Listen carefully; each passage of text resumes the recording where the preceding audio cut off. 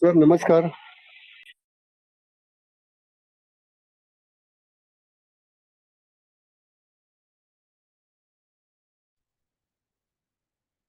Good afternoon, friends. Hello. Am I audible? Yes, namaskar sir. Namaskar sir, you are audible. Namaskar, namaskar.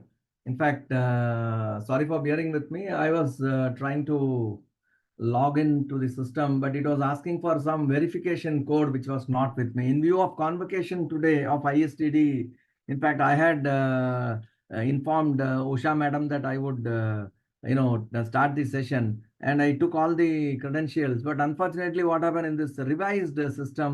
Hello, Mr. Radvani. Nice to see you. Especially Good morning. you are very well attired in a very formally dressed. Nice to see Yes, you. And so what happened? I told it is a difference in the timing, sir, right now. So it's just about 8:30 in the morning now. wonderful. So I told Usha Muralidhar madam that I would start the session, but didn't realize that the system is asking for one verification code.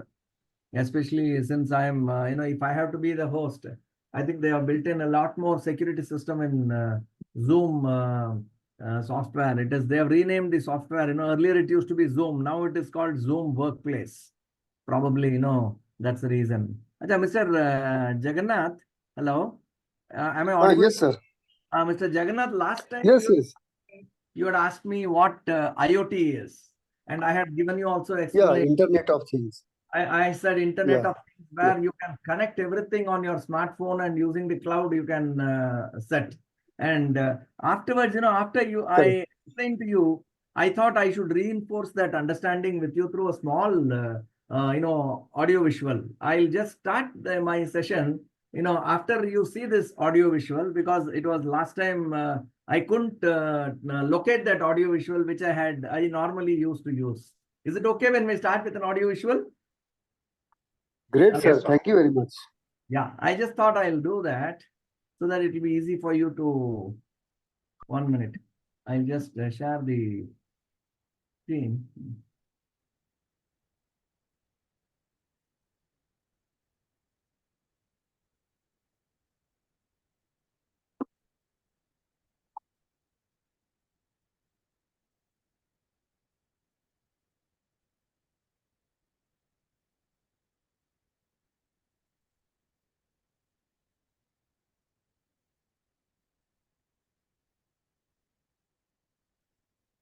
Is the audio, can you see the audio? Yes, sir.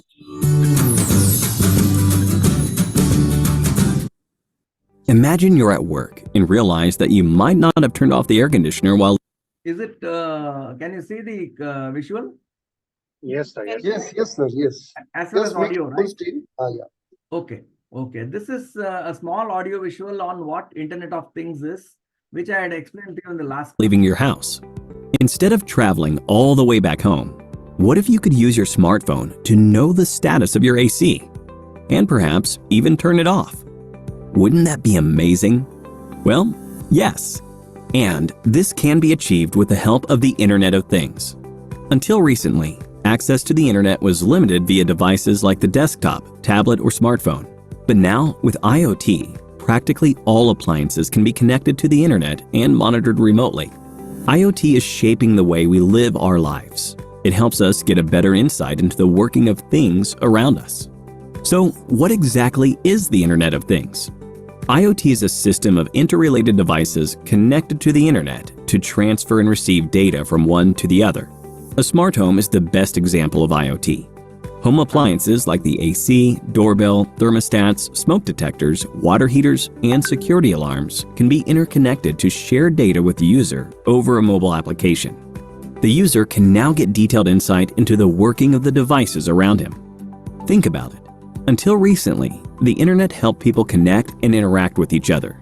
But now, inanimate objects or things have the ability to sense the surroundings, to interact and collaborate with one another.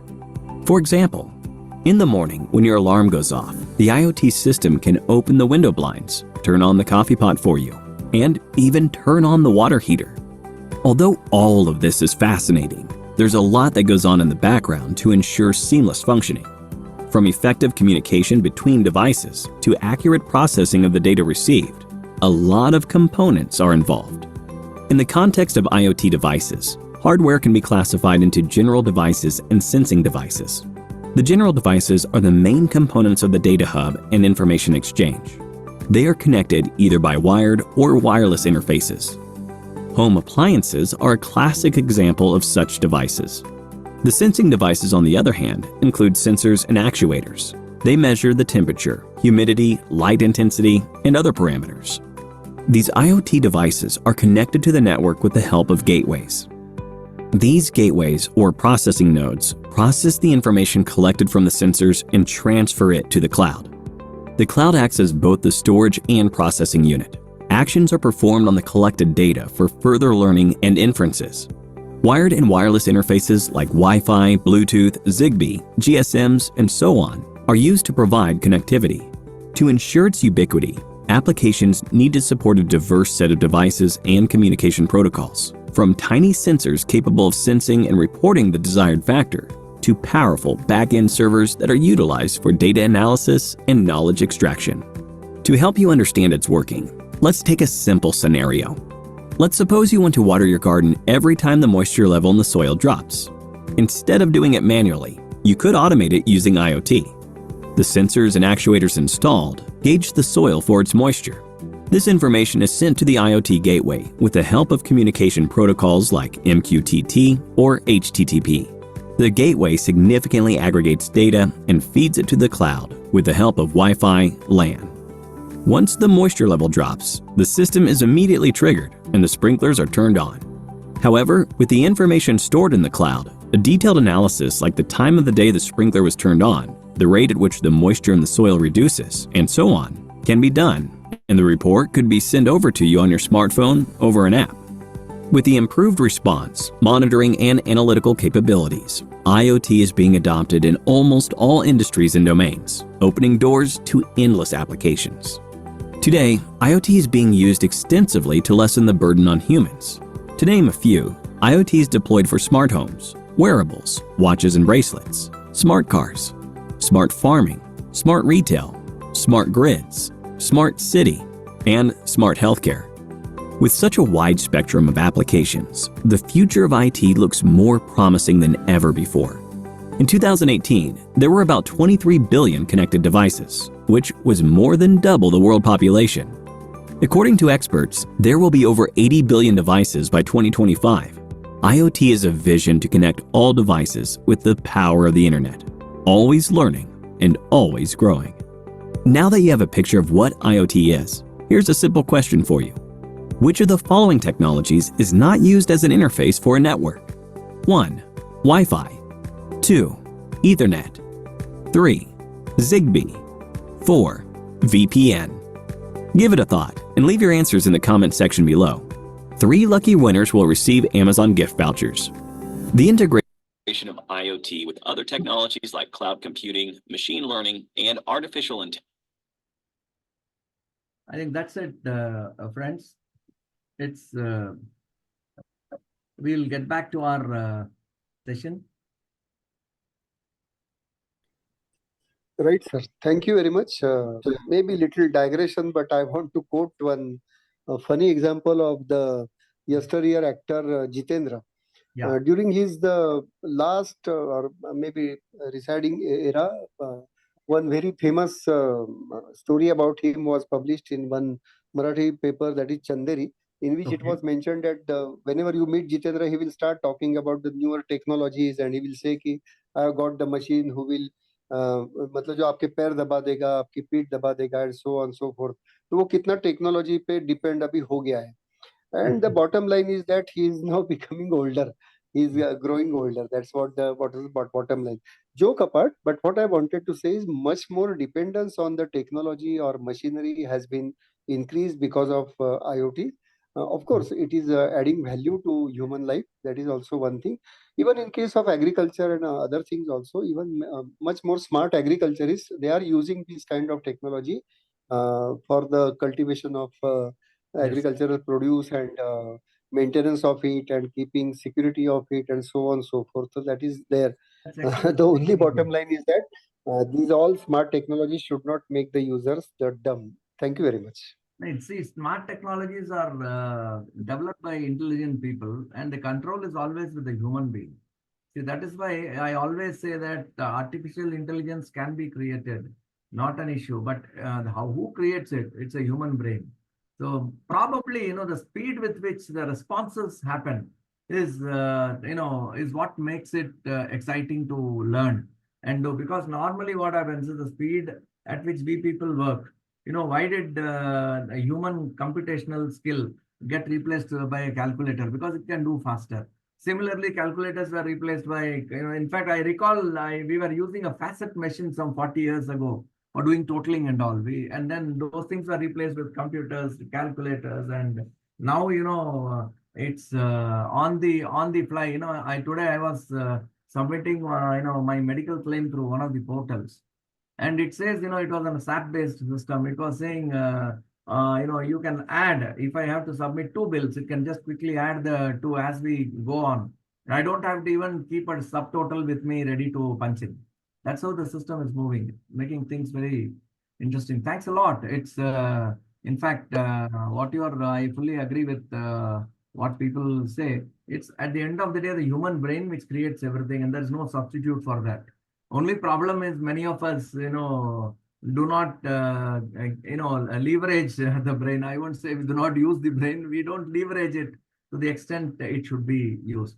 Now, in today's session, today's the last session. We are going to talk a little bit about digital learning platforms. How many of you are hands-on with, Coursera and other things? Can somebody say? Can we quickly take a count? We have around 8 people here, including me. Probably out of that, anybody has taken courses on Coursera and all? Anybody has done online programs? Fine. Yes, on LinkedIn Learning. Yeah, on LinkedIn Learning, these are all very popular online courses. So I will try to show something about what I had. There was a time when I used to keep doing some online course or the other on some platform or the other. I'll just show you what I did in Coursera for the benefit of others. There are a lot of free courses, interesting courses. Best thing is, during COVID times, I did some courses on this machine learning, AI, and net-based subjects, because that always fascinate me. And you read hundreds of books, still you feel like doing a course, however elementary it is, because what you learn continuously is what sticks with you. Otherwise, what happens is there are a lot of, in fact, 25 years ago, you learned something. But at the age of 40, 45, only you really understood the meaning of what you learned then. At that time, you would have mastered that also. But connect, the actual connect comes as you grow older and you keep on introspecting over things that you learn. These things do happen to us and we all experience it. So I'll just try to browse through, time willing, some courses. I'll show you some sites also. That'll give you some flavor of what you can do as you move on. Now, I will take you through this module 6 session on, is it visible? Hello? Yes, sir. Yes, sir. Visible. Yes, sir. Yeah, the PPT is visible, right? Okay. Now, we'll talk about digital transformation in training and development, module 6 platforms. In this, in fact, when I went through though I did not develop the syllabus for this, though when I was going through it, it is nothing but a superb recap of a lot of things that we have collectively learned in a couple of papers, that were promoting digital transformation in training and development, and also analytics and things like that. And this module essentially talks about, the key concepts in digital learning, and what an LMS platform is. What should you do as a manager? Because normally what happens is we are not techies. See, this entire set of series of papers that have been designed in this syllabus have been very thoughtfully developed, I would say, because as the country is moving towards a digital transformation, and we are at the pinnacle of success ahead of many countries in this planet. Our training people, because learning is a continuous process, even in when we talk about learning, in industry 4.0, we find that learning plays a very, very important role, and they have given a lot of importance to learning. And when we talk about a transformation in training and development, what are we to do as training managers? Because of course, nowadays they say that training is not the word; it is talent management. Talent management in corporates is the buzzword. We always say talent acquisition, talent management, and that's how they define that. How do we look at training and development? See, because when an employee joins an organization, he has a lot of aspirations, and training and development as such can fuel their aspirations and also feed their aspirations. I look at it from both the sides. And as a training manager, today's training manager, I would say, is no longer an old guy who just talks about the past. He does some armchair exercise and keeps on giving old stories. You cannot be like that, because a training and development manager has to embrace technology and consistently keep on playing roles in the development of employees. When you look at it from that perspective, this online learning, a digital learning, and learning on a digital platform, these things are very, very critical to the training and development manager.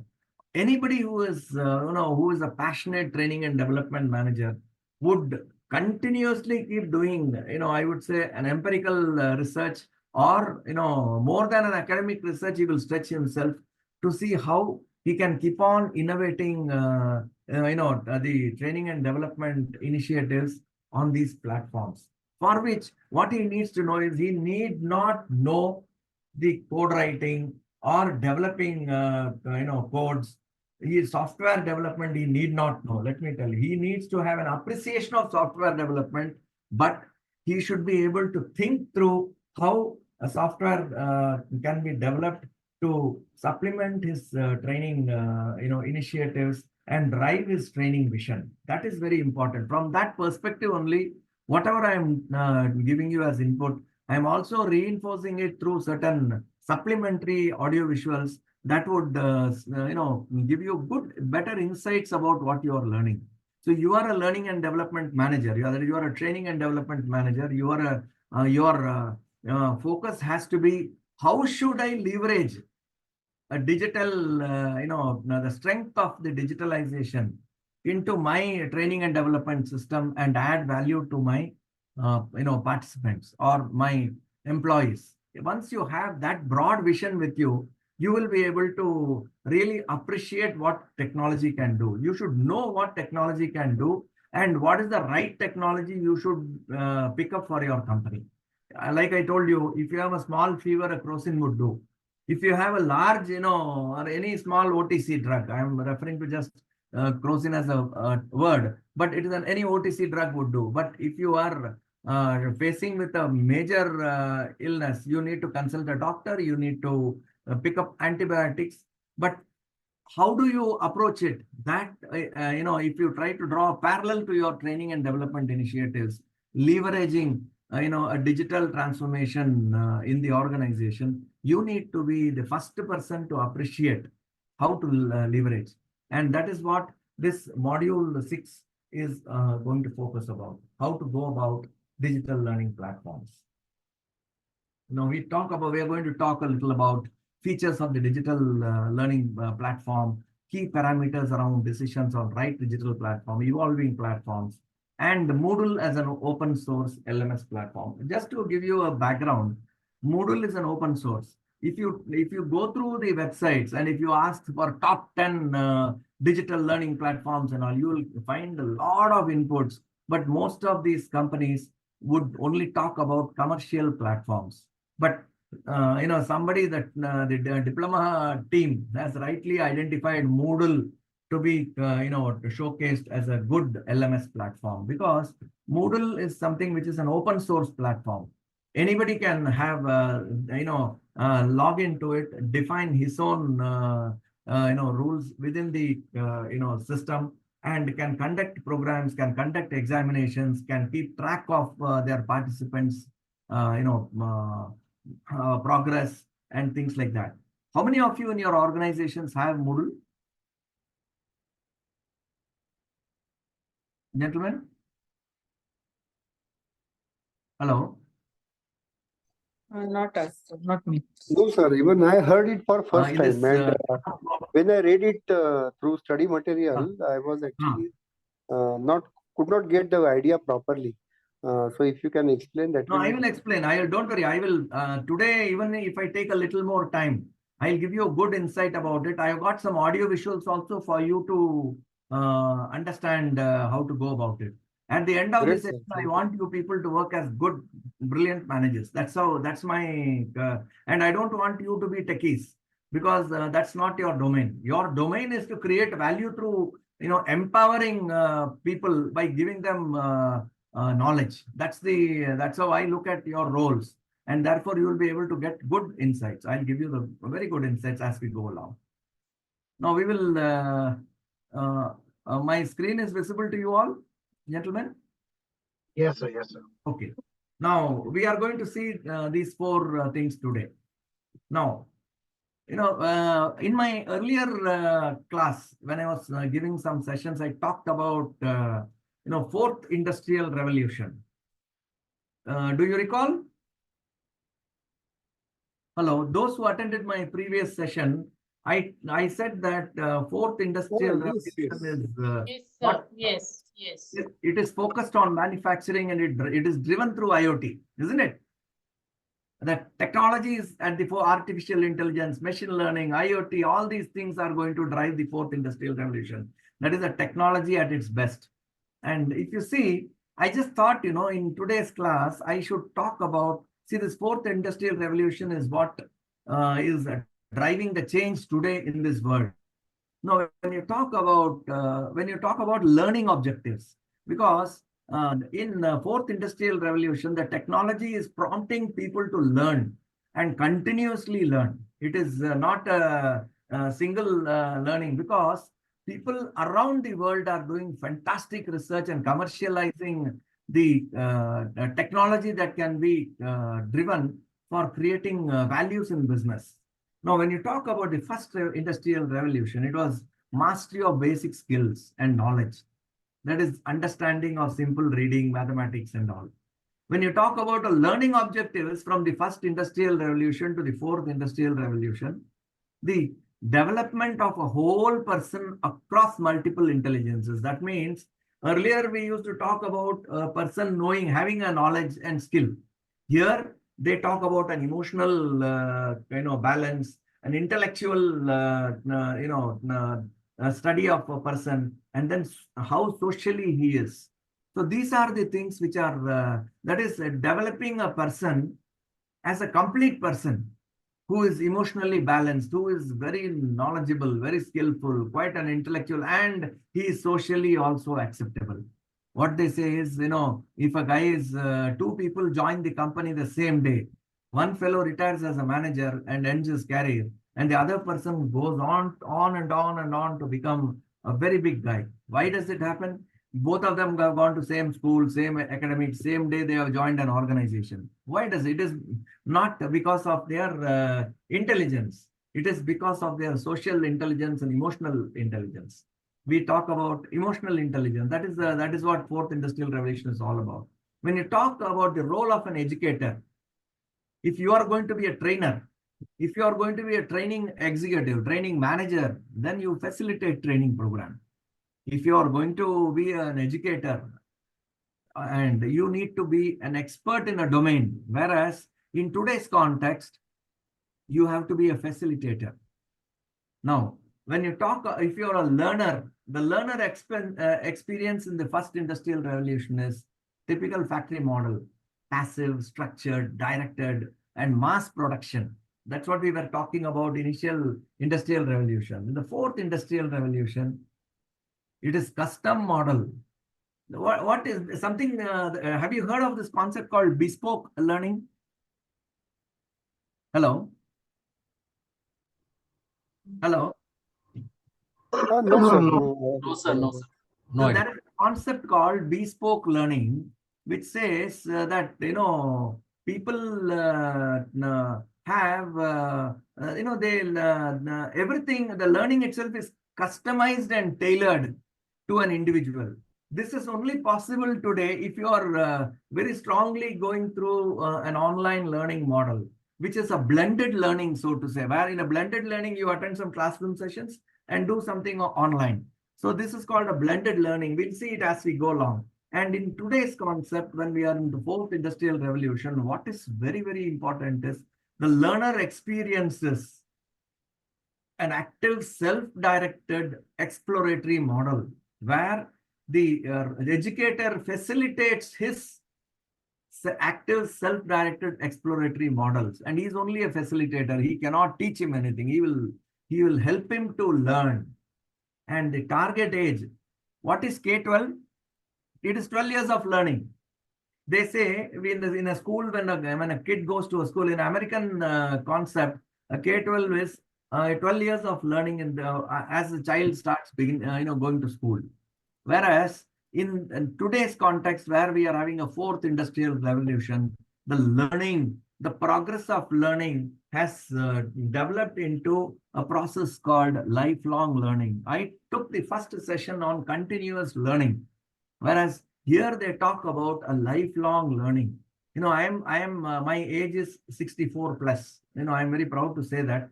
But but even at this stage, if I have to stay where I am, I need to learn. Maybe there is you cannot beat the physical limitations of a person as he ages, but there is no aging for the brain, because once you continuously learn, the brain keeps itself activated. And that is one of the reasons that we need to have a continuous learning. And industrial, what is it? There was somebody who has made a comment. I mentioned that continuous professional development. It is continuous. CPD. Yes, there is a chat which, one minute, it's not visible to me.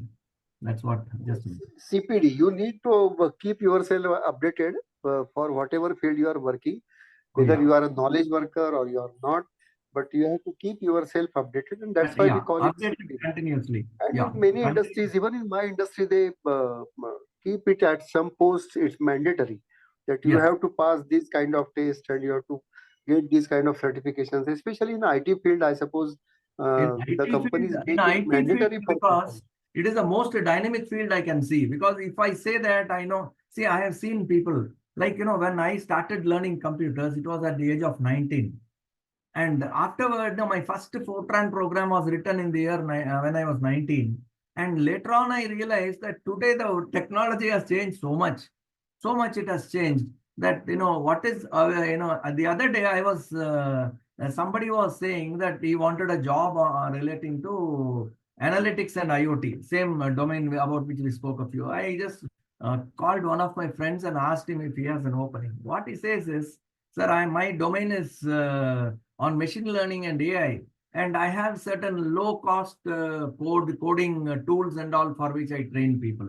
Then when I asked this guy who sought a job, he told me, sir, my domain is not that. Then I realized that even in when you want to drive machine learning and artificial intelligence, there are 10 different domains which are so specialized. It is like a doctor who is saying that I take care of my left side of the body, and somebody saying he takes care of right side of the body. And because the specialization, that is the depth in your knowledge, has become so robust that one has to really do a lifelong learning to be an expert overall.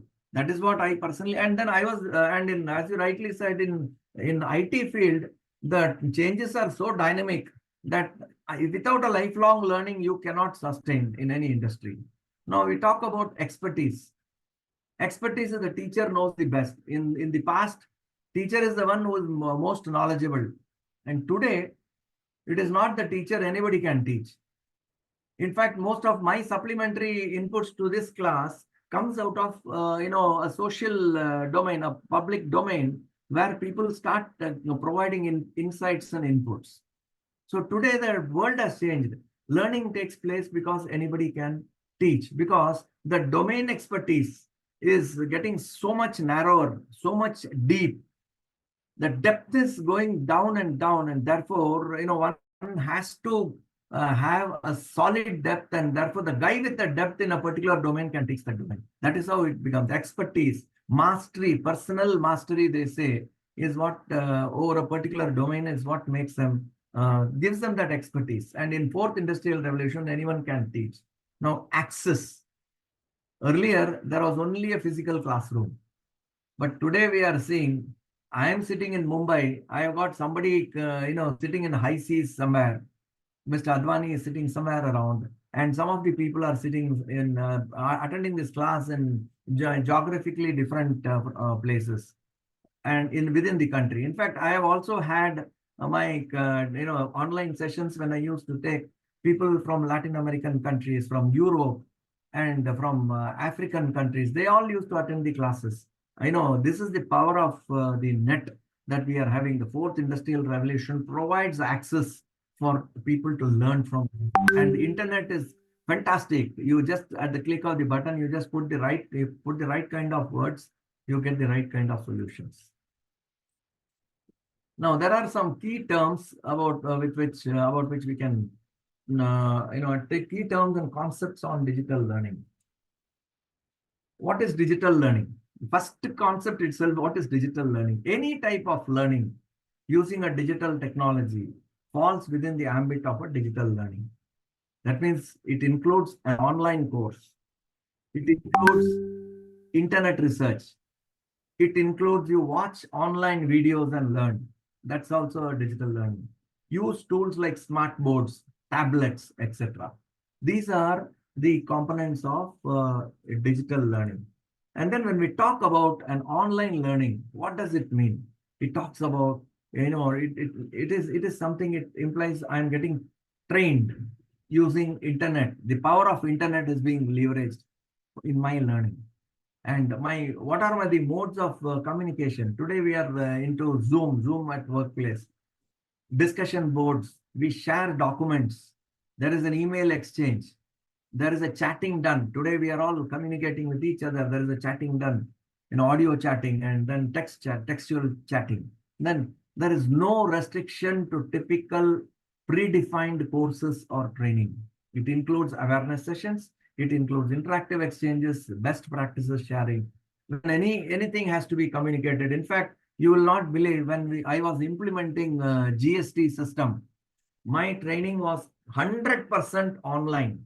We made a lot of changes at the back end, and the front end guy had to be taught. We had around 120 oil installations, small and big, where billing was being done. And GST compliant billing had to be, trained to those people who are handling from these 120 locations. Then there was a big, approach where on 1st of July 2017, GST invoices had to come out of the ERP system. We had to do training, and we did not have time to go through every location, nor did we have the resources to go to each of the 120 locations, make them sit there and train them. So what we did, we had offline training material shared. We had online sessions. We conducted programs through Moodle. We conducted programs using all the platforms available and called people to the training online and gave them the training program, and mock billing sessions were conducted. And then on the 1st of the month, we started the live. It went big bang live. And there were some, I won't say that in overnight, everybody will be turned into an expert. There were exceptions. Those exceptions had to be addressed through online training, and we had to call them again. We had to train them, retrain, and it's a skill-based training. And this online training was the only platform that helped us. I will just supplement, this concept of digital and online through an audio visual, which I'm sure will be of interest to you all. 1 minute.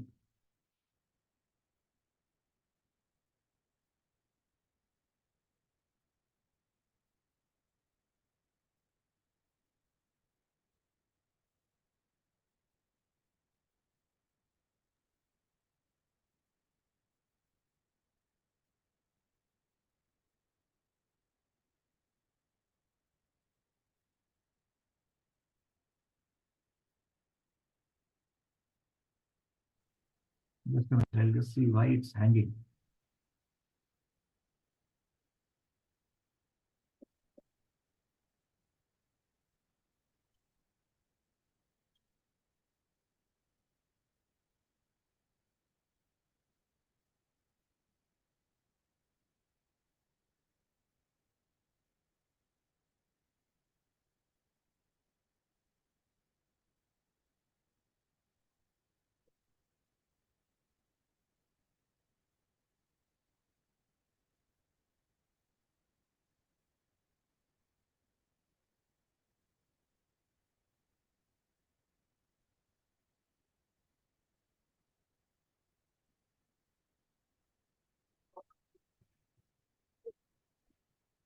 Yeah, are you able to see this, gentlemen? Yes. Yes, sir. A nice audio visual, which will give you a good idea about.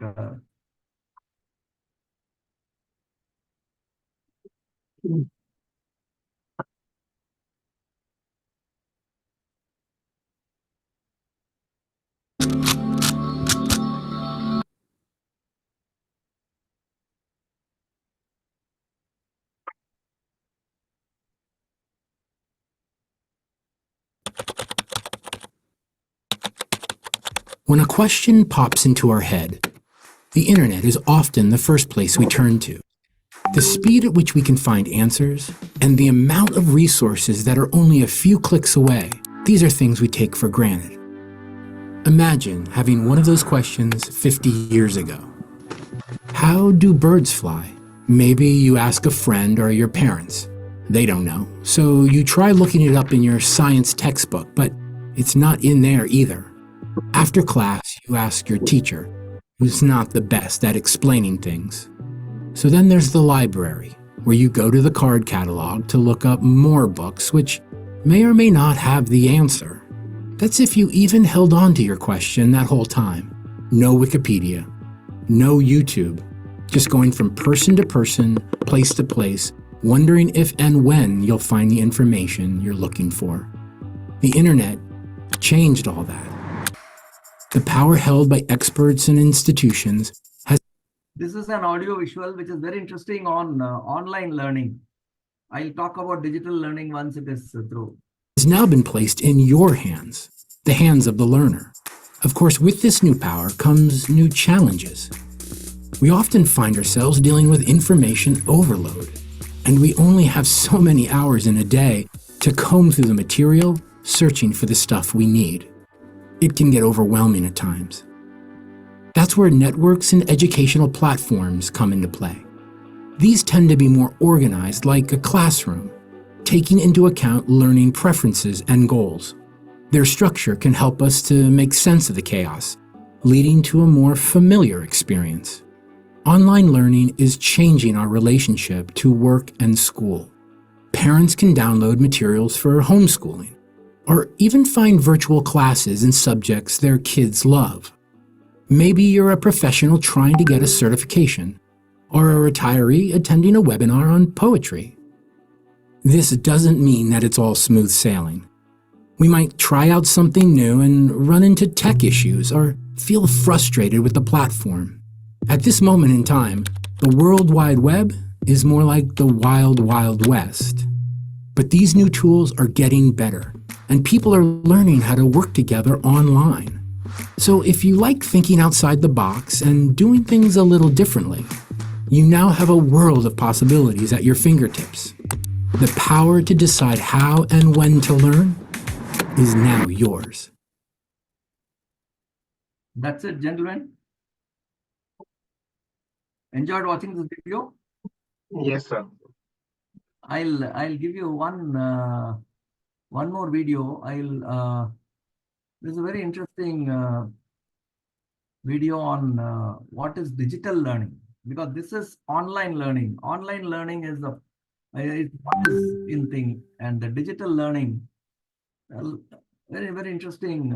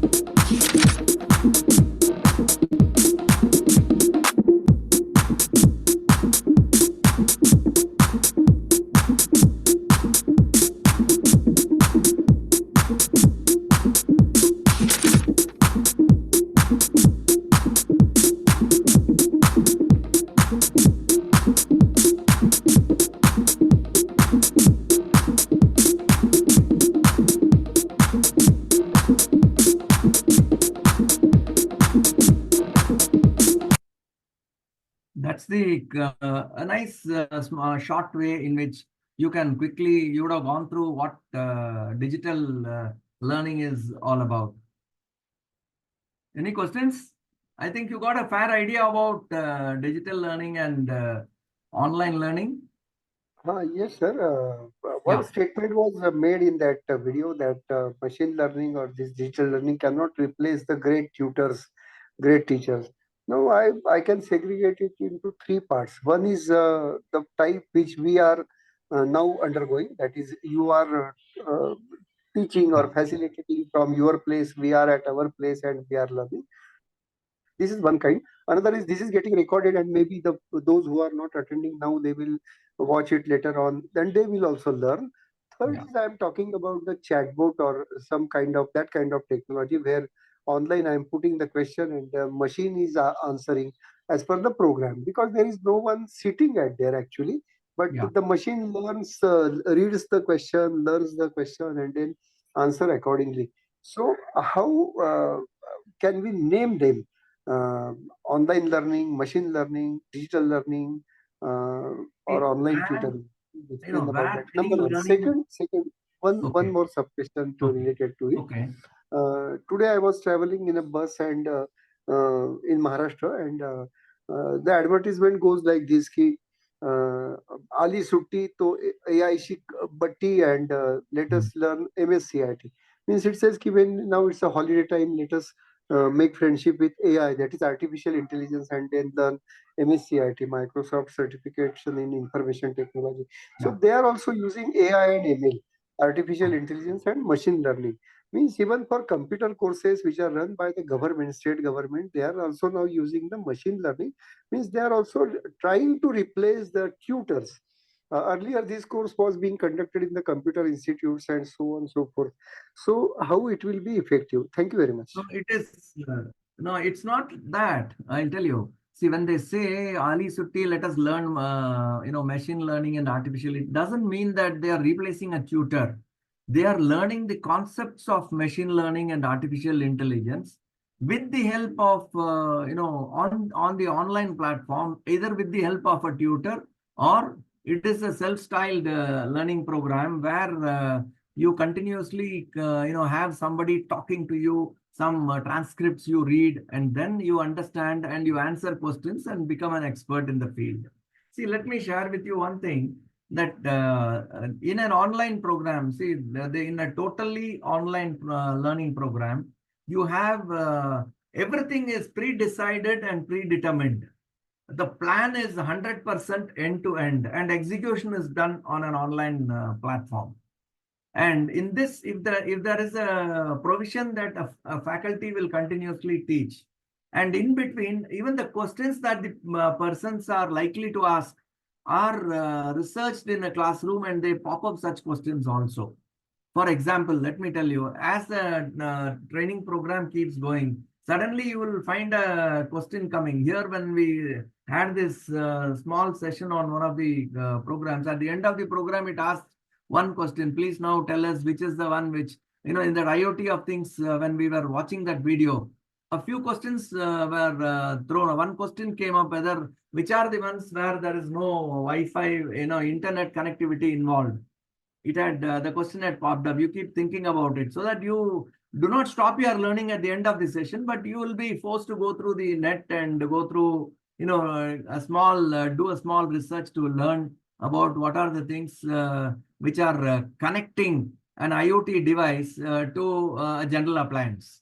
That's how it is. Whether the technology is a sensing device, how it gets activated, how the cloud operates. It gives you a thought which will prompt you to learn further. That is what an online program makes. Machine learning doesn't mean that I'm learning through the machine. I am making the machine learn, and I am learning those techniques which will help the machine to learn and give me what I want. That is what it means, really.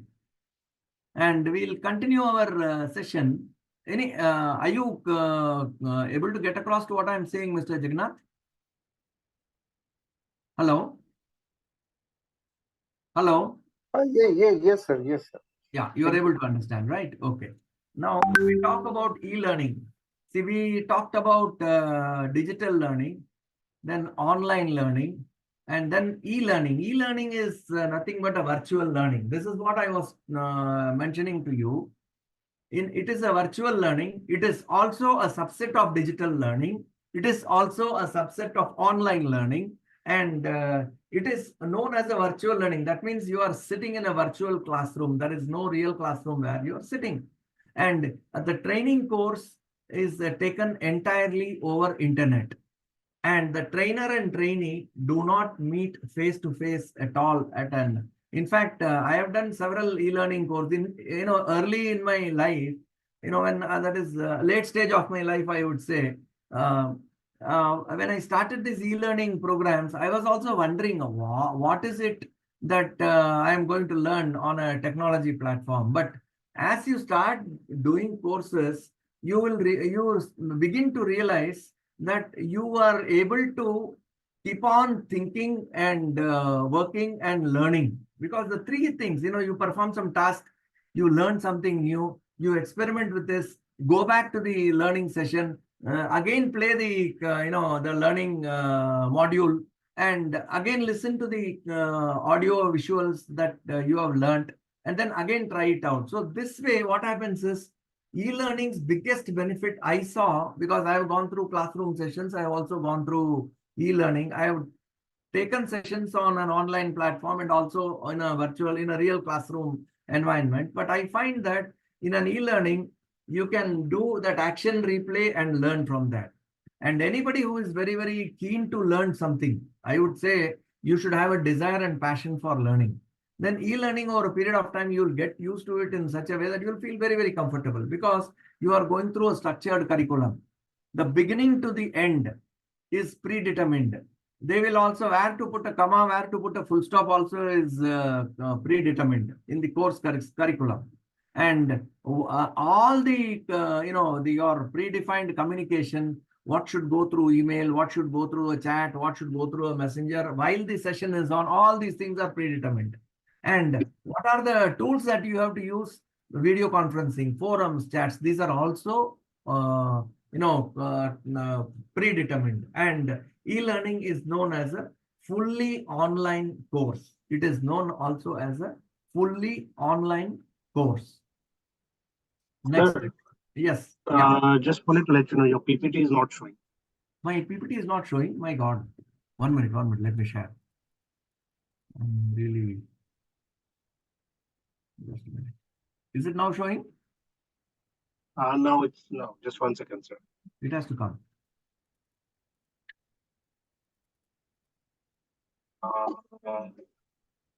Yeah. Now I think. Yeah. Now I think it's showing, sir. It's showing? Okay. Yeah. Please stop me when it is not showing, because more than you people listening, to ensure that you get a quality input. I have put in a lot of efforts, and I don't want even 1% of the inputs which I have prepared for you to go unheard. That's what I was just. That is my intention. Thank you, sir. And that is what e-learning is all about. It is on a virtual platform, and it is referred to as a fully online course, where here the success or a qualification through an e-learning program fully depends on the perseverance and the passion of the learner. Any program for that matter, if the learner is not passionate and is just coming for the heck of it to do some learning, nothing will happen. But in e-learning, and one more thing is, it can be self-paced. An e-learning program can be beautifully self-paced. In fact, I am doing some program from Stanford University, which I have taken for quite some time, and keeps on getting extended. I'm not able to finish it, because sometimes I take my own time, because due to overriding priorities, but still I have kept it open.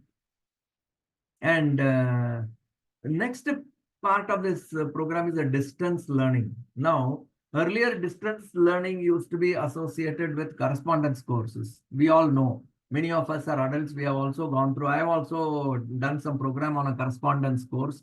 I have done a program on an evening college. I have done a course on as a full-timer also, of course. And I have also done programs through e-learning. So when when you look at it as a blend, as a basket of the learning endeavor, that learning journey one has gone through. This distance learning in the past used to be, especially referred to correspondence courses. What are you doing? I am doing a distance learning program. What it means is I have registered with some university, and this university is going to send me study material. I'll read the study material, attend a 3-4 contact sessions, and then finally I'll take a program. In your case also, what you are doing is a distance learning program of ISTD, Postgraduate Diploma in Training and Development. It is a distance learning program, and it is a program which is where you are sent study material or the course, the syllabus, and some pointers to what you should learn. And then you are also attending contact sessions. In this case, in a typical distance learning program of ISTD, the contact sessions are online. In fact, they are a digital platform or an online platform where I am the online faculty, where in this case, what happens, it is not an e-learning where you just like that learn at your pace. It is an online platform where the faculty is giving a live lecture session, and a lot of students across the country are attending. So this is a distance, this is also a distance learning program, and this is just an online program with global participation. And today, with we have graduated away from a correspondence course where the contact sessions used to be in some colleges or some schools. They used to give 3-4 days of time. Here it is purely on an online platform. If you see what you are doing currently is, as I would see, it is an online program with a global participation, and there is no geographical barrier to your learning, because even from somewhere in the world, if Mr. Advani can listen to me and see me on a screen and listen to what I'm saying, and many of you are in this country is a very large country. From various corners of this country, there are participants who are attending, and this is a typical distance learning program. Clear? And you have another concept called a blended learning. What is a blended learning? A blend of a traditional classroom and an e-learning online learning course. This is called a blended learning program.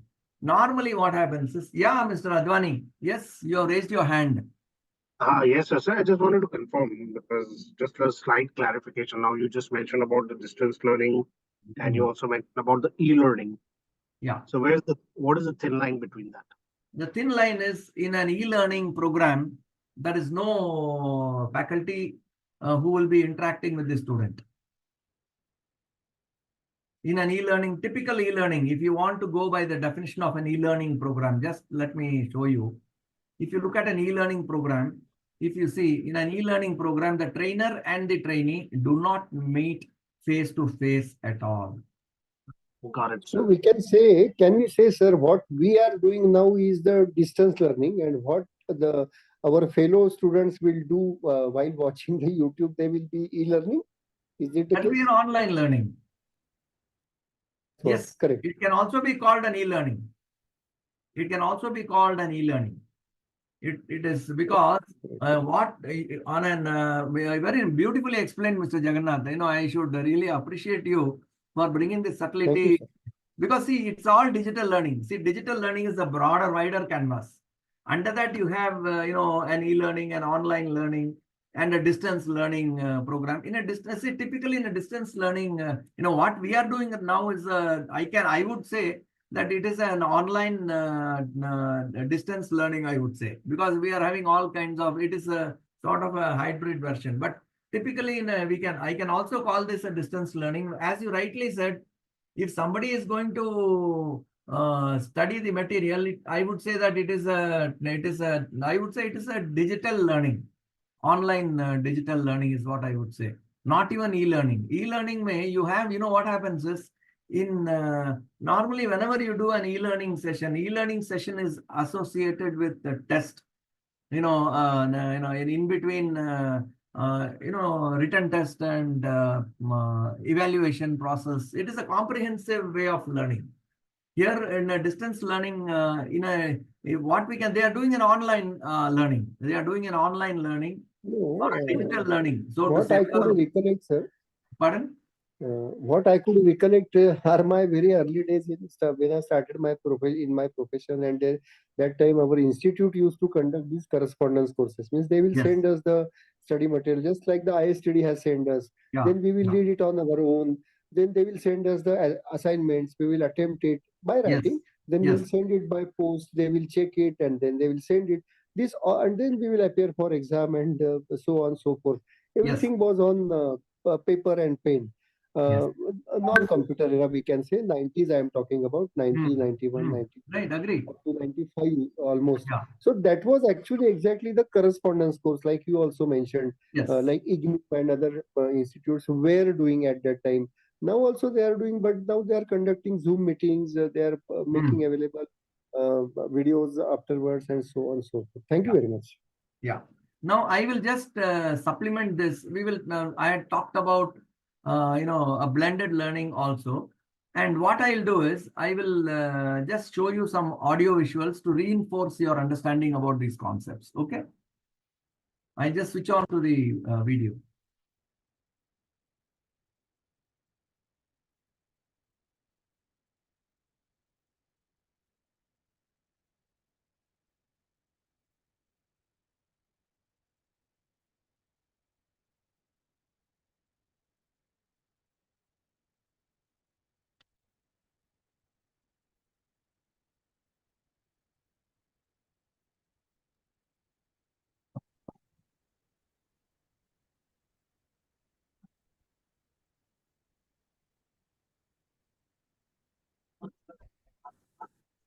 Here we will talk about, I'll just give you models of blended learning.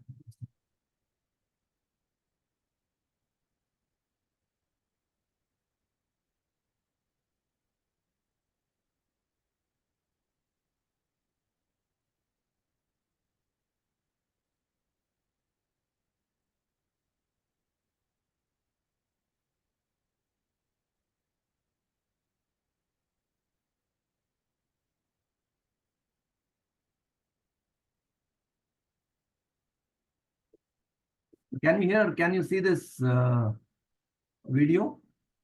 Yes, sir. It is yet existing.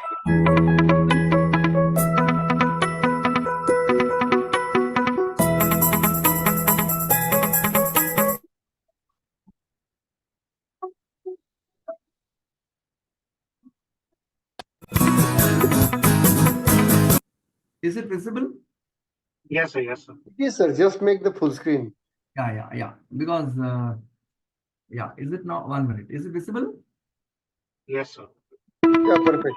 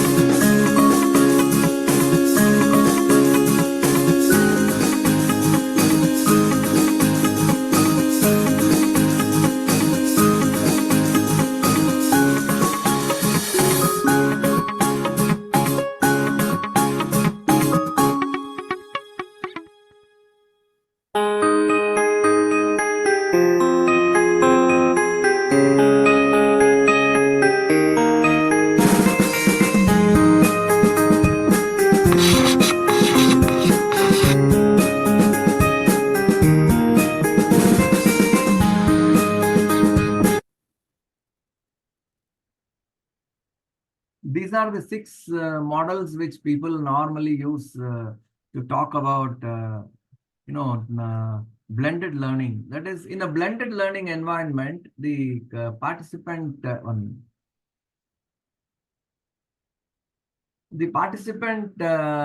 gets an opportunity to go to the classroom and learn, as well as take up some e-learning, online learning programs. Not normally what happens. In fact, I was doing for an organization a blended learning program. What we used to do is, on some days when these people can come to a classroom, we would fix that, and they would have some classroom sessions.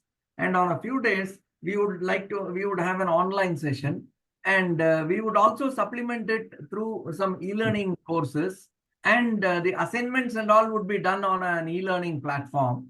And they would pick up all the their doubts and all, and when they're in the classroom session, again they will get it reinforced, or they will ask those.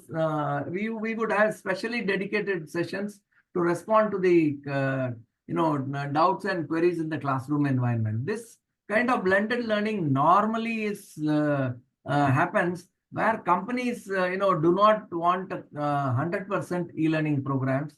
And there are certain things where you need to have a lab-based environment where somebody needs to monitor what they are learning. Say, for example, as a part of a program, if you have a business games session, people are all made to sit in front of laptops. There is one adult who keeps guiding them, and they play the games, and after that, everything is consolidated. The learnings are consolidated and shared in a classroom environment.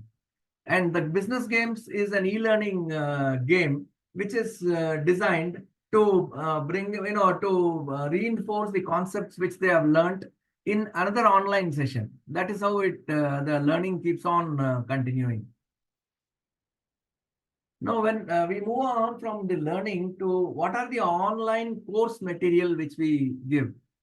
Normally what happens is there are some online course documents that are shared. There is a study material which is shared. There are reference materials which are shared online. In fact, even if you see, you can subscribe to a lot of universities paper where you get reference journals and reference materials online. Then you also have supplementary reading which is shared with you. And a lot of assignments are done on an online basis when you do an e-learning program. And there are a lot of case studies which are given.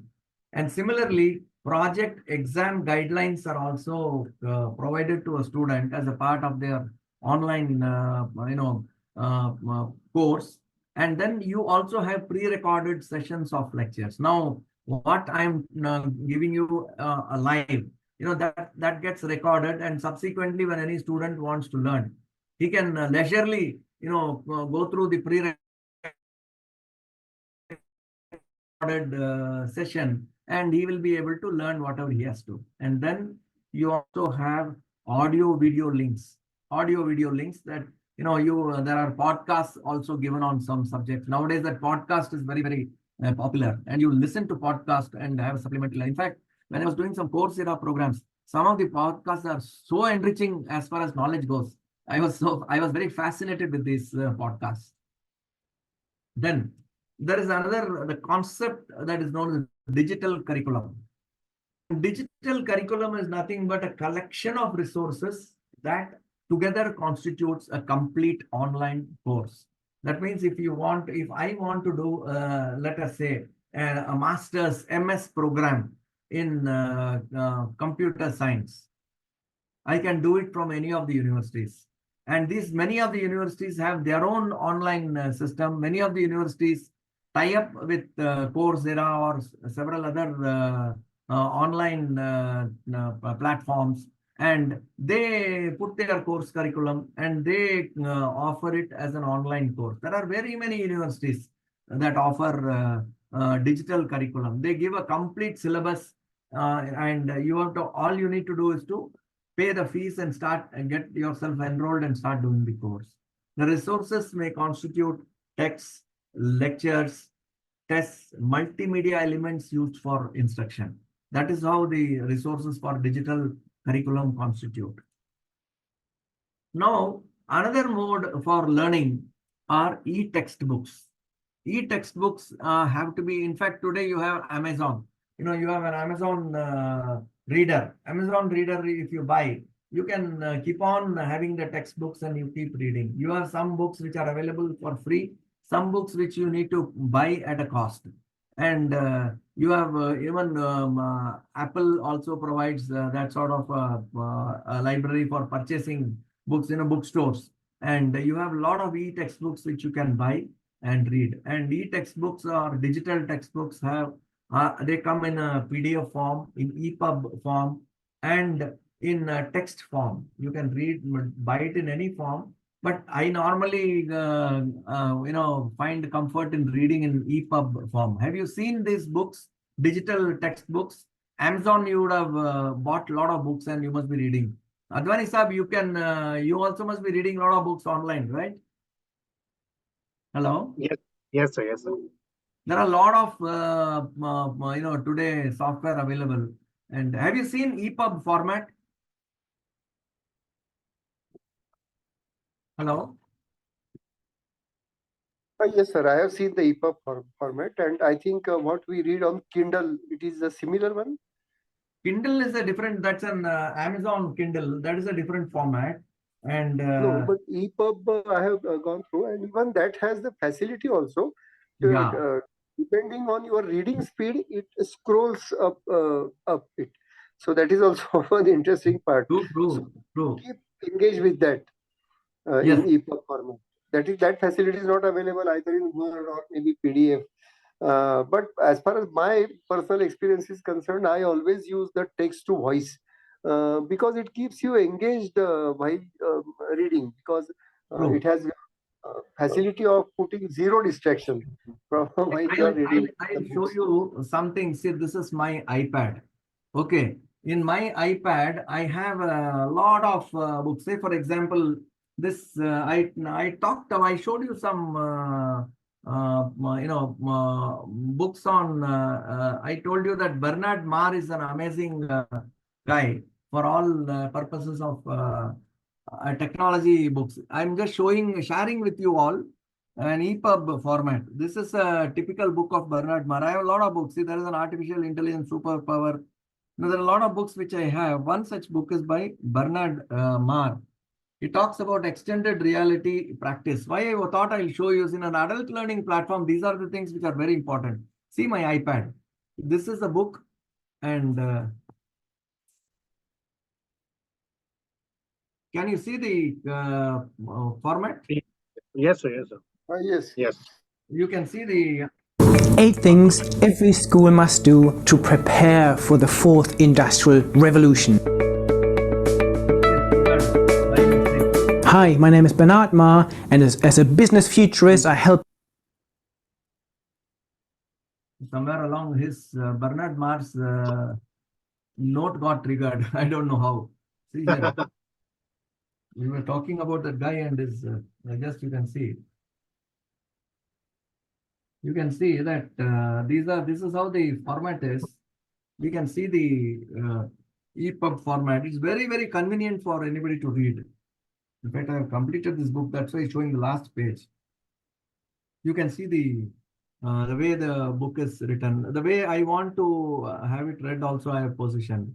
In EPUB format, you can read a lot of, it's very interesting to read these books. So you have EPUB format, you have PDF format, you have Kindle format, that's also one. And you have a lot of formats in which you can read the books. Is my PPT visible to you all? Yes, sir. Yes, sir. Okay. Now, the next point that we are going to talk, what is the difference between e-learning and digital learning? E-learning, we had been talking about the fine difference. No, the e-learning refers to courses taken entirely online. These courses may be customized or purchased as off-the-shelf content. Straight away you can buy. And digital learning involves a more in-depth experience, which means in a digital, if you go through an e-learning, a program from Coursera, that is an off-the-shelf program you are doing on machine learning on artificial intelligence, any subject, on even on cooking. If you want some courses, you will find these are all off-the-shelf courses that are available, on an e-learning platform, and that is it is entirely online, and you don't have to they have off-the-shelf contents. If you want to learn about driving a car, you have an off-the-shelf content. You can go through an e-learning program. And in the digital learning, the difference between e-learning and digital learning is digital learning provides you a more in-depth experience. And it includes e-learning materials that is bespoke content or off the shelf. I told you, a bespoke learning. In fact, nowadays people also have bespoke tailors. That means they will customize the entire thing for you. So bespoke content is something which is customized exclusively for a homogeneous set of people or for an individual if he is taking that course. And digital learning provides, it has a face-to-face interaction like what I am doing with you all through a video conferencing, or digital collaboration with other learners through, chats and discussion rooms and things like that. And through video interventions where a pre-prepared material or a talk is given by the speaker. These kind of combinations are always available, and the learning is done on a digital mode. Now, the e-learning has existed since 90s and early 2000s. After COVID pandemic, of course, we all know that it has become much more popular, and concurrently digital learning has also grown in popularity, especially, while e-learning is more from the perspective of an individual learning something, digital learning is very, very popular among corporate, in the corporate environment for corporate programs. For example, if you want to have customized learning and development for people, individuals and homogeneous groups, more than individuals, I will say a homogeneous group of people, then digital learning is a very good platform. That is the difference between e-learning and digital learning. Now, what is a digital platform? Now we'll move on to the next side, a digital learning platform. What is a digital platform? If you see, a digital platform is nothing but an online platform that facilitates interaction between different groups, such as businesses and consumers or individuals seeking to share or access content. Any examples of digital platform per se? Can we have a small discussion on this? Hello? Zoom would be one such example. Okay. There is Cisco WebEx also, Microsoft Teams, Okay. Google Meet. Okay. What else? Google What Meet, else? I said. Yeah. Pardon? Google Meet also. Oh, wonderful. These are all platforms for interactions. And why not your Facebook or LinkedIn? I would call that more a social media. Yeah. I would not call it. It is for a learning. nevertheless. It is not a learning platform. It is a platform, isn't it? It's a platform, but it's a social media platform, is Yes. what I would call it. Your LinkedIn. See, some of the digital platforms include social media networks. I was just waiting for the term social media, and you rightly said, who is that? I didn't get your name. Rasia Modak, right? Yes. Thank you for your real good prompt. See, some examples of digital platforms include social media networks like Facebook, Twitter, e-commerce platform like Amazon and eBay. See, because it is helping to communicate, for consumers to communicate. It's a B2C platform, isn't it? Directly with the customer. And ride-sharing platforms like Uber and Lyft also is a digital platform. And content sharing platforms, YouTube and Instagram. I'm using YouTube extensively because, in fact, most of the time I spend at least an hour or two every day trying to go through these YouTube channels and pick up, because all the things that come on YouTube are not all that good, because it has to be appropriate to a learner. And in fact, when I used to teach certain concepts, I supplemented with YouTube videos, because many YouTube videos post because they want to sell some product. But there are some YouTube videos which very nicely give concepts. So you need to do a lot of search in YouTube for getting good contents, excellent contents, or I would say contents that are appropriate for a specific audience. So YouTube and Instagram are also good platforms. Now, the next point that I would like to share with the team is digital learning a trend today? Any comments? Hello? You're all Yes. organizations? Yes, it is a trend, sir. Digital learning is a trend. But typically, sir, what I found in my organization, that people are not that happy with the digital learning, maybe for typical reasons. Also, I find that it's very difficult to keep the while learning, even though it is during the office hours, maybe for 2 hours or 1 hour, Yes. maybe in the morning session, evening session. But it becomes very difficult to connect people, keep them engaged. Number one. Second is, even if the whole country is maybe it is across the globe, across the country. Suppose for all employees working in the country, then also very few people are able to join. Maybe sometimes there is a problem of connection and so on so forth. So as far as effectiveness is concerned, how would you rate it? Calling the people, nominating them for typical type of training, and then allowing them, or just generalizing any program and then asking that all may join, all officers may join, all, instead of having department wise or maybe area wise, they are saying no, all should join. And then what about the effectiveness? Thank you very much. No, you are right, because I'll tell you, when we talk about this digital learning, I'm presently working as a CEO for a company which is they are distributors for Gazprom Neft of Russia. So I have a set of around 12 to 15 people who are required to be trained on the products of that particular company that's coming into India. You will be surprised to know, I had organized the training program, and like the same digital training program. It is an online training program that where the faculty comes for it was just 1 hour training program, for mind you, 1 hour 3 times in a month or 2 times in a month for about 4 to 5 months. That is how we had conceived the entire program. First time when the faculty was sitting for 1 hour, he didn't get any students. I got a call from Russia saying there's no participation. Then when I checked up with people, they said, sir, we are not able to access the site at all. I found it hard to believe, but since nobody could attend the training program, I took it. If one person says he could not, then I can think of it, but everybody didn't attend.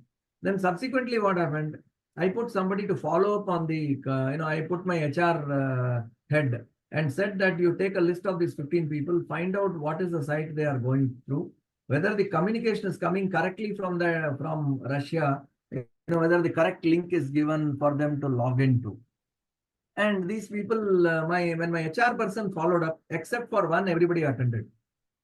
Like you said, the biggest challenge is, this is a program where the product knowledge is being imparted, and the guys who are supposed to attend are to, talk to the customers about the product and sell the product. Yet we found it, because it's very useful. It is going to be very useful for the guys who are going to be in the field. And yet we had to follow up and get participants into the training program. These are the challenges which, and after that, post the training program, there is a test which everybody had to take. And the HR person, every day she comes to me and tells me, sir, out of 15 people, only 2 people have taken the test, the rest have not taken. And without follow-up, people do not normally, show inclination to complete the programs and all. And I do not know why this happens, but today it is one of the challenges, I would say.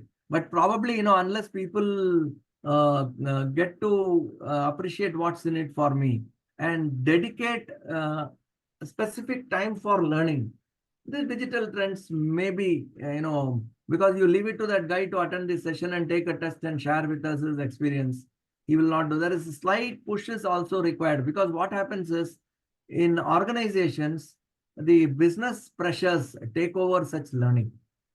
They have to learn, and they also at the same time on a working day, if they had fixed up an appointment with the customer, or if some visitor comes to their office, if there is a meeting, if suddenly the boss calls, boss will forget that this guy has to attend the training because the business pressure overtakes.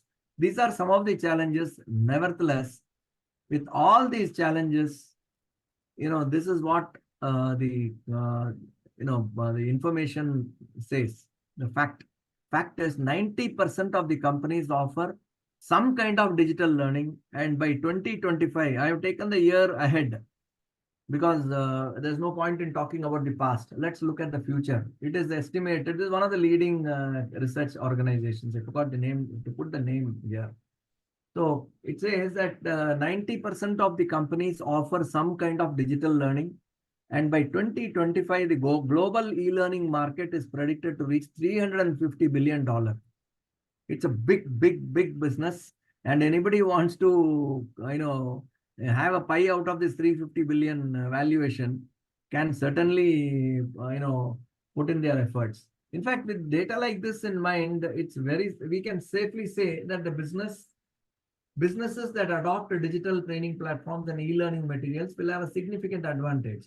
That is very evident, because as people would want to stay ahead, leveraging the digital learning platform. Now, why are these learning platforms important? Because they provide centralized location for instructors and learners to access digital material. One, there is no, we don't have to, spend money, and everything is available at a centralized location. Second is they democratize the learning process and give everyone the tools they need to develop existing skills or gain new ones, because the learning process is spread across, and it's a totally democratized method of learning.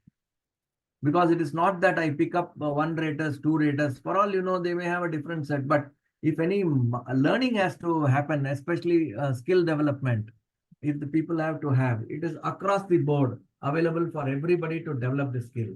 And whoever is learning is the winner. The online e-learning platforms provide, the rise of the learning platform offers several other noteworthy advantages, including increased flexibility. A digital learning platform provides greater flexibility for busy employees. In fact, I always tell my principal organization in Russia that, okay, fine, if the guy doesn't attend the class, please provide him a platform where he can learn offline. And when he's traveling back home, and he can, he's coming back in a train, let him go through the programs. You will allow him to download these sessions and learn. And then digital learning platforms also allow employees to learn at their own pace. This is very important. That is one of the reasons why people go for digital learning programs. And I have seen one thing in adult learning, a little bit of the person will have to have his own passion to learn. Second thing is his mind has to be, relaxed to learn. And third thing is a little bit of nudges required from the training team. What a training team can contribute is they can keep track of who is learning a program, who is not learning a program, and keep, there is in many learning management systems, there is an email which gets triggered. Auto emails go to the learner saying that you did not come onto you are not logged in for the last 3 days. Please do it. Your time is nearing. Your date is going to expire. Or your question papers will be closed. You will not be able to take the questions. You will not be able to qualify. All these kind of messages, the system will generate and push it from a learning management system. But that needs to be supplemented when some HR people personally speak to the concerned employee who is not very serious about learning on a digital learning platform, any particular course that he has been asked to do. Now, another aspect is when digital training platforms also make the training materials more accessible. Employees can access course materials on their computers, tablets, smartphones. If they are on a right learning platform, they can easily access them and learn anytime, anywhere. Then you don't have to learn all the same way. Digital learning platform consider this fact by providing diverse collections of learning materials. You have written guides, text, videos, games. There are a lot of ways in which learning can be made more engaging and more interesting. And the employees can develop skills through these platforms. And one is you get a customized learning experience in a digital learning platform. And you get learning materials which are meant for you. That is, if there is a homogeneous group of 5 people to be trained in a particular program, we used to do that only. We used to identify 4 or 5 people who are required to go through. Suppose I want to train a person on packaging materials.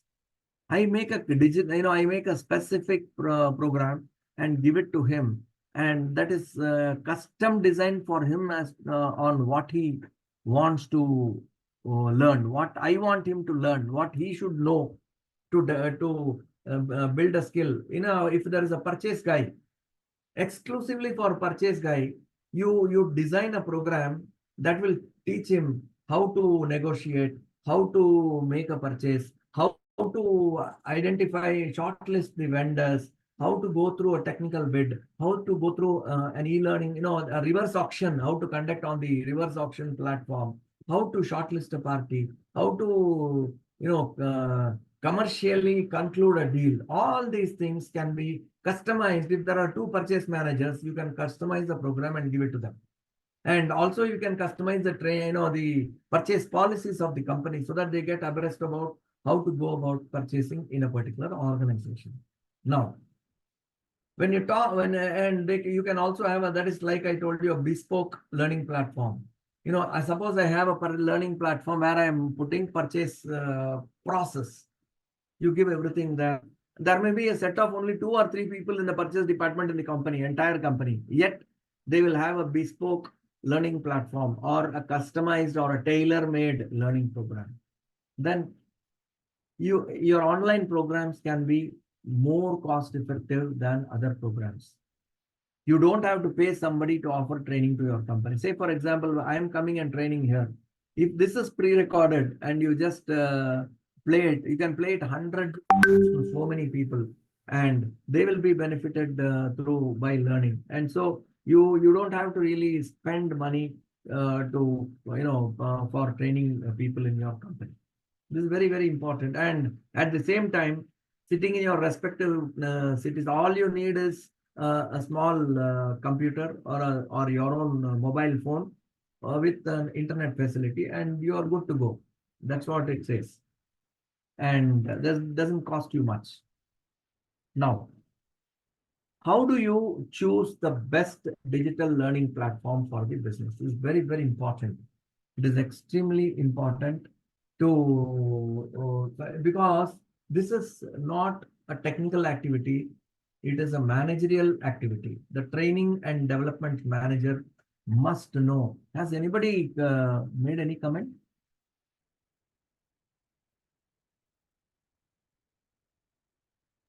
No, sir. I saw somebody. Yeah. Okay. Now, choosing the best digital learning platform for your. How do we go about choosing the best digital learning platform for the business? This is a managerial challenge, because if company decides to go for a learning platform, they will immediately call the training and development head, and say, please decide on the best. Now, how do you? Is it it is not a technical activity. It is a managerial activity where you need to leverage, you need to understand the company's training strategy, learning and development strategy, e-learning strategy, digital learning strategy of the company. And then you need to understand the various content types, and you should understand the standards, whether it is SCORM compliant, or we saw what a SCORM compliance is, and then how, and you need to visualize an interesting personalized learning journey that you will be giving to a participant. And then you should make sure that the platform you are selecting should have easily accessible information, and the navigation in that. If you buy a software, yes, Mr. Kulkarni. Sir, I wanted to ask whether the organizations are conducting any audit of such kind of programs, training programs, in which platform they are using, and how much they are, whether they are able to achieve the desired results or not. A kind of audit. Instead of appraisal, I use the word audit because it involves a cost by the companies, for the employees also. Like in the last semester, we talked about the ROTI, return on training investment. So on the same lines, whether the companies are conducting any such. Thank you very much. See, normally what happens is, see, it is an every investment has to give a return. Okay. See, companies, one of the key metrics is employee cost on training. That is, I always tell people, never use the term cost for training. It is always an investment on training, investment and return from training. Now, the digital platform, you need to invest. There are this Moodle and all are good digital, learning management systems which come free of cost, and you can beautifully do it. But there the cost is only when you engage somebody to train you on, train the training department and the users. Training department is only a coordinator. If there are 10 departments, each department you will have one training coordinator for an e-learning program, and he will build the contents. He will only know he is the subject matter expert. So he will build the contents, and he will try to use your ability of using this platform to host host the contents, conduct programs, and conduct tests, and do it. Normally, what happens is, in a digital learning platform, once you purchase the platform, you have to say, I have purchased, investing around, say, let us say about 1 crore or so. I have this 1 crore includes cost of the platform plus my cost of training people, and I start gradually beginning the use. And then I also have to invest in building contents. There are 10 departments: finance department, HR department, sales department, logistics department, then health, safety and environment department. There are a lot of departments, say medical department also, if it's a large organization. And there are, and then export department. Lot of departments are there that would get along. They would work along, and they would develop contents pertaining to their respective domain. The purchase department and engineering department. There are about, say, let us say around 15 to 20 departments are involved. So you buy a learning management digital platform, learning platform, and you train these people. And that cost you impute as about, let us say, around 1 crore. And then every department is given a budget of, let us say, 25 lakhs or 30 lakhs to build their own training contents in collaboration with you. These training contents are to be hosted in the platform. And whenever you tell the employees to do the training program, they will log in. They will identify, and you will put their respect concerned, by employee, depending on their role. You will open up certain programs specific to such roles. So you have technical programs and behavioral programs. Behavioral programs also, junior level employees, middle level employees, senior level employees. You divide them into 3 groups, and you give the training program. And the moment an employee opens the login, the training platform will lead him to the appropriate training programs that are available to him for the behavioral side. And on the technical aspects also, he will have some programs identified that will pop up, and gradually he will learn. Now, what kind of audit, or how will you rate this? You will try to see, if I have given a e-learning platform on which, let us say, around 5,000 employees are required to be trained.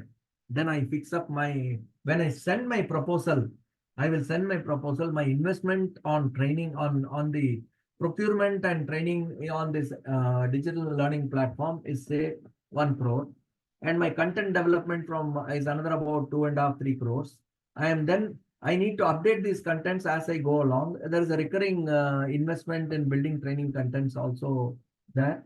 I will estimate and say if 5,000 people are to be trained, and what is the cost of my training these people on a digital platform. And if the same program, will I be, if I have to do any other through a face-to-face kind of a program, what is going to be my training investment? And that very clearly will indicate to me how my training, first way of looking at is this, how many people will I be able to cover in a year through this digital platform? Will I be able to cover those many programs through a face-to-face training program? And how much money, if I have to cover those many people on a face-to-face program, what is going to be my investment? Versus if I cover them through a digital platform, what is going to be my investment? Now, as regards the return, now what people will ask is, okay, you have said that you are justified saying that I will be saving so much money on travel and cost and training. So face-to-face training. So this is comfortable. Now, how do you define? One is on the cost side, and second thing is on the value side. Now, if I had done these programs on, if I am doing it on digital learning platform, what is the value I have derived vis-a-vis what I would have done if I had done it on a face-to-face? These are certain questions which people will ask. At that time, the training manager's biggest challenge is going to be how closely he is going to monitor the progress of employees. Because what will happen is, if a program is very good, you will see more and more people taking that program. And if the program is very difficult also, many people will take, but many will not complete the program. And if the program, there are some programs where the content, you spend money on the content, but nobody looks at such programs. So you can have an audit of all the programs, programs that are very useful, some programs which are very popular, some programs which are not used. These kind of analytics you can do from the learning management systems, learning management platforms, and justify it. And you have to tell your management, I have invested so much. These are the outcomes. It is not an output-based evaluation. It has to be an outcome-based evaluation. I have been able to save so much money, and therefore these digital platforms, it is worthwhile to invest in the digital platforms. That is how the things go. Any questions on this, friends? Okay, sir. Thank you. Anything you want to say, Mr. Jagannath? No, okay, sir. Thank you. You have been able to get some insights, I right? keep always thinking about this as to how much any organization, may it be public sector or private sector, how much they are I work investing. for a very large. No, I work for Hindustan Petroleum. It is a very big public sector company, and we introduced a lot of digital learning platforms. And the moment you introduce a platform, you will immediately start with auditors coming and question. You have invested so much money. Tell us what has happened. You won't. Exactly. This is the first typical question which people ask us, and the only way to justify is you compare. One is on the cost side, second one is on the value side. These two things, if you are able to clearly define and when you invest in this, before you invest and take your proposal to the management for approval, define the parametrics you are going to evaluate the returns from this program. You got my point? Hello? Yes, sir. Yes. Thank you. So what happens is you first predetermine the 10 parameters or the metrics on which you are going to evaluate the performance of this program, this particular project of having a digital learning platform in the company. And then it will be easier for you to justify against any audit. Because after you, when you take any proposal, especially in large organizations, what happens is the investments, there is a limits of authority manual which tells you who is the approving authority. The approving authority may be a small departmental committee up to the committee of functional director and sometimes board. So you have to take, when you take it to the appropriate committee for approvals, you need to clearly define the returns, that how you are going to evaluate the returns from this program. Once you state those, even if you state 5 points or 10 points and take approval, anybody auditing it will only look at against these 5 points which you have promised the management, what has been the reality. Then it will be easier for you to even respond to any audits for this digital learning plan. Very many times what happens is there is I would say there is a hype.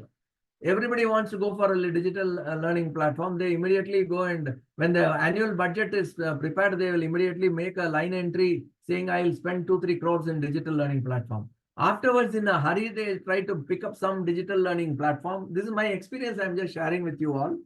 So, and then when the auditor comes, they are unable to know where to start and where to end. And they keep on saying, and everybody says, digital learning initiative in this company is slow or something like that. And these auditors will start. If you are very clear beforehand as to what you are going to measure, how you are going to measure, and take approval of the management stating that this is how you are going to evaluate the performance of your digital learning initiative, then automatically things will fall in place.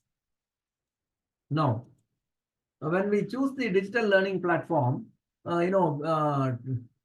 you compare several resources and look for the ones that allow you to quickly deploy e-learning sessions. That is, the system has to be easily available for the employees to deploy the learning sessions and set up training based on timescales and deadlines, scale up or down based on number of users. And then, because very many times what happens is, you will say that my system will run concurrently if there are about 100 users.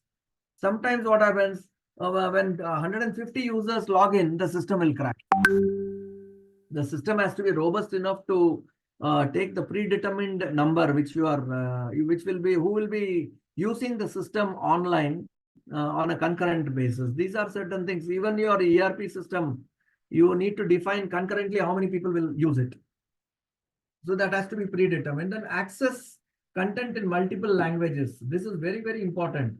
In fact, Mr. Jagannath, you are working for LIC? Hello? See, those who are working for large organizations across the length and breadth of this country need to have some marketing POP materials, marketing ads, everything, and even the product ads. All these things are supposed to be in multiple languages. Likewise, your training contents also will have to be in multiple languages, depending on the audience that the training program is supposed to address. And then you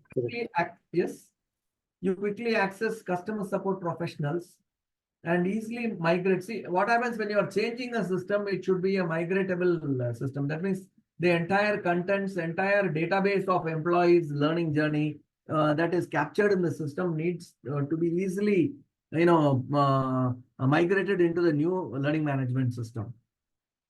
In fact, the best digital platforms tick all these things. A tool that meets all the requirements will create a more inclusive, flexible, and effective online learning environment. Now, I'll just give you an example of a few digital technological tools for remote learning. One is a learning management system called Easy Class. Then, of course, Zoom Classroom, we are presently in. We also have Microsoft Teams. It's again an e-learning platform. There is another product called HyperSay. These are some of the illustrative lists. I'm not recommending any of these programs. I'm just telling you these are the things which are available today, that serve the purpose of being a good learning platform. There are several others also. This is only an illustrative list. It is not exhaustive list. There is something known as a Nearpod, which is a students engagement platform. Then Google Form.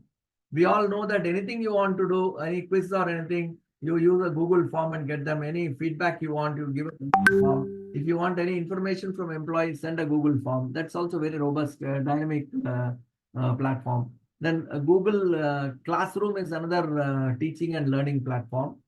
Then you have an Edmodo learning management system, a Mentimeter interactive learning platform, and BrainPop is another educational tool. These are some of the lists. You can, there is no end. If you just browse the net, you will get hundreds of such lists. that you can go through.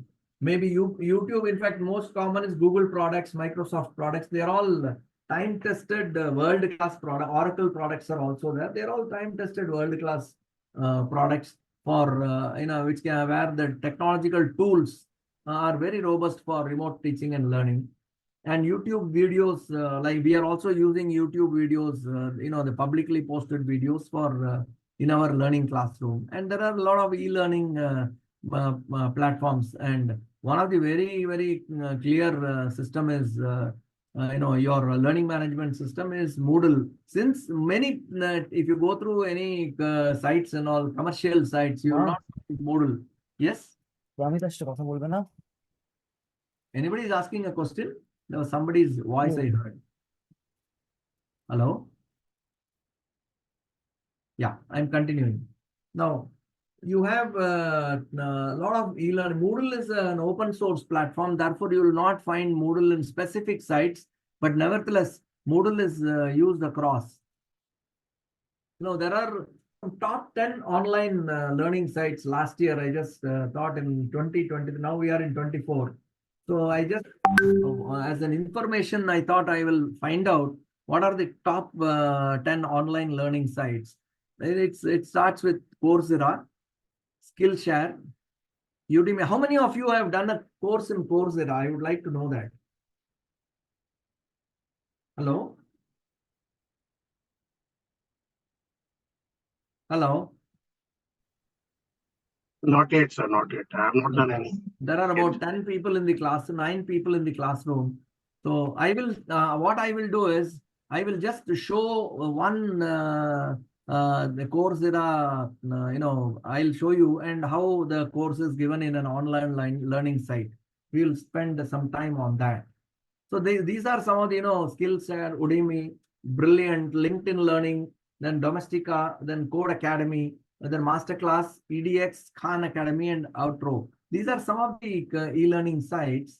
And I will just take you through one, just a minute, I'll take you through this.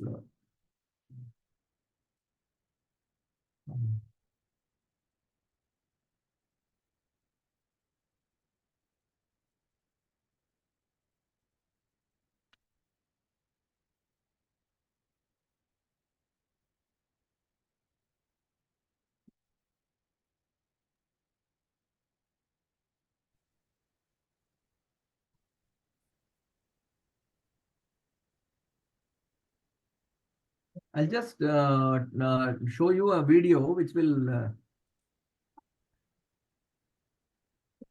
give you what are the 10 top online sites.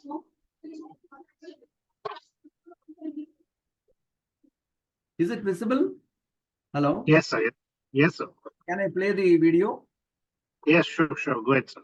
Online education is always changing, so it's time I give you guys an update. No matter your current education level, you can learn nearly anything you want, anywhere in the world, at your own pace, and for the price you can afford with online courses. Upgrade your current knowledge or even completely change your career with the 10 best online education websites you can find in the world today, starting with at number 1, Coursera. Quite possibly the best all-round online education platform, Coursera offers courses from 275 plus leading universities and companies in the world, such as Harvard, Yale, Duke, Johns Hopkins, Google, Intel, Microsoft, IBM, and many, many more. They have a diverse range of course topics in every price bracket, ranging from certificates up to master's degrees. The major standouts for Coursera are the 1,000 plus free university courses, which completely removes the price barrier to quality education. Then starting at $49 plus the cost for verified certificates once you complete a course. Then there's the professional certificates created by Google. These have been created to get you industry ready, so ready to start a brand new career in just 10 hours a week over 6 months at just $39 a month. No education or experience required. You don't need to go to university, get a degree, and build up masses of student debt. So this is absolutely game changing. But what stands out the most is their Coursera Plus annual subscription. For $59 per month, you can cancel any time, or $399 for the year, you get unlimited access to 7,000 plus courses, guided projects, specializations, and the professional certificates from Google, which I mentioned earlier, for one all-inclusive price. And with this subscription, you will earn unlimited university verified certificates for the courses you complete at no extra cost. The value here is undeniable. You'll see why this is such amazing value when I get to number 9 on this list, so stick around for that. So definitely check out Coursera, links are in the description below. And just a side note, if there are ever any discounts to make education cheaper for you, discounts for any subscription models or one-off courses for any of the videos on this list and some that aren't on this list, I'll have those discount links in the description below. Number 2, Skillshare. Arguably one of the most popular online learning platforms for creatives and one of the most well-known online learning platforms to date. Skillshare have courses in everything creative, from photography to filmmaking to graphic design and YouTube. There are also many other non-creative course topics on Skillshare as well, such as personal development, productivity, computer programming, and the list goes on. Here you'll find courses from industry leaders such as Marcus Brownlee, Thomas Frank, and Ali Abdul.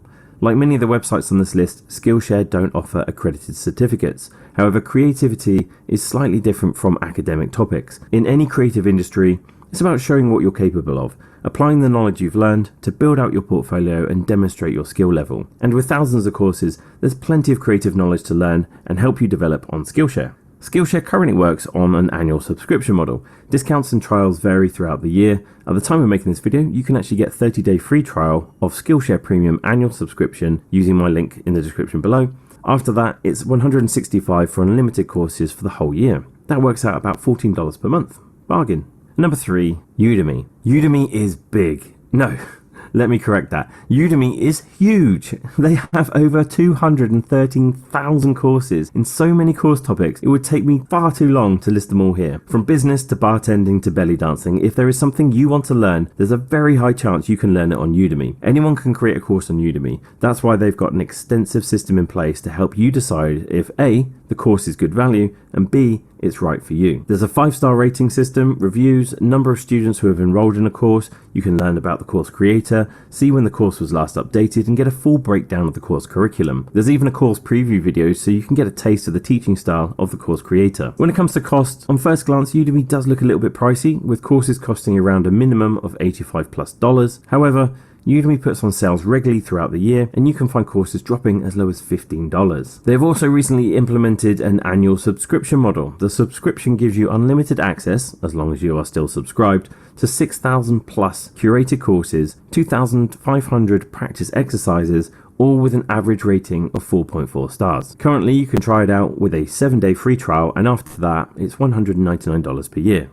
And number 4, Brilliant. If you want to learn anything about science and problem solving, with over 50,000 5-star reviews on iOS and Google Play Store and a 4.7 rating on Trustpilot, there is no better destination online than Brilliant. They have courses in maths, engineering, physics, programming, and more. Their courses are created by top educators in their respective scientific fields, and Brilliant is for all ages and all knowledge levels, beginner to genius. When it comes to qualifications, there are no certificates on Brilliant. This site is all about learning the scientific principles and your quest for knowledge. A Brilliant subscription is either $24.99 per month or $13.49 per month billed annually. At the time of recording, you can get a 20% discount on their annual subscription using my link below. So don't delay, learn some science today. And number 5, LinkedIn Learning, a middle manager's wet dream. If you're focused on working your way up the corporate ladder, this could be the online education platform for you. LinkedIn Learning is highly focused on developing your corporate skills with course topics such as marketing strategy, database admin, spreadsheets, leadership skills, programming, and more. They have over 20,000 courses which are created by business leaders and industry professionals. The certificates you receive are not accredited, but they do get posted on your LinkedIn profile so you can show off your big brain to all your business contacts. For individuals, there's a monthly subscription that costs $39.99 per month or an annual subscription for $19.99 billed annually. However, if you have a nice boss, there's also a business option for a team subscription. So if you ask your boss nicely, it might not cost you anything. Number 6, Domestika. If Skillshare and Udemy had a child that spoke English and Spanish, you'd get Domestika. An absolutely excellent option for all those creatives out there. Domestika has similar course topics to Skillshare, design, filmmaking, illustration, and many more. The main benefit here is their pricing model. They have one-off course sales and a subscription model. So if you want to buy a one-off course, which once you've paid for it, you will have access to forever, it will cost you around $59 US. Like Udemy, Domestika have sales throughout the year where you can get courses as low as $10. However, they have also implemented a subscription model, Domestika Plus. With Domestika Plus, you pay monthly, which is $9.99 per month, and this gives you the option to cancel any time, or you can pay annually, which is an $83.88 one-off payment, which works out to be around $6.99 per month. The certificates you get here aren't issued by the course creator and are not accredited. Hello? Like I mentioned earlier though, for creatives, it's more about... Pardon? Video is very hazy. No, the video is hazy because I've see when you download this video, I should have shown it online. I was just wanting to just give you just a flavor because the downloaded version is of a I would say lower MB. I would say so because of the lower MB, the video is little hazy. But what is more important is these are some of the world's best online sites where you can do learning. It is. Let me see if I can show you. If I can show you that save later version, probably that could be better. And I'm showing a downloaded version of this. So the audio is more important and a broad video is good. Let me see if I can show you the 1 minute. I will see if I can show you the 1 minute.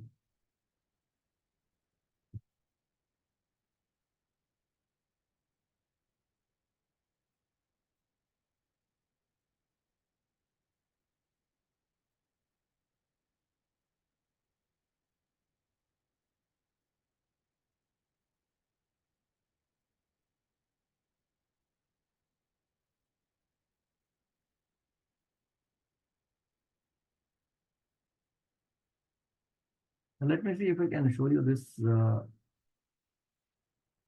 live version.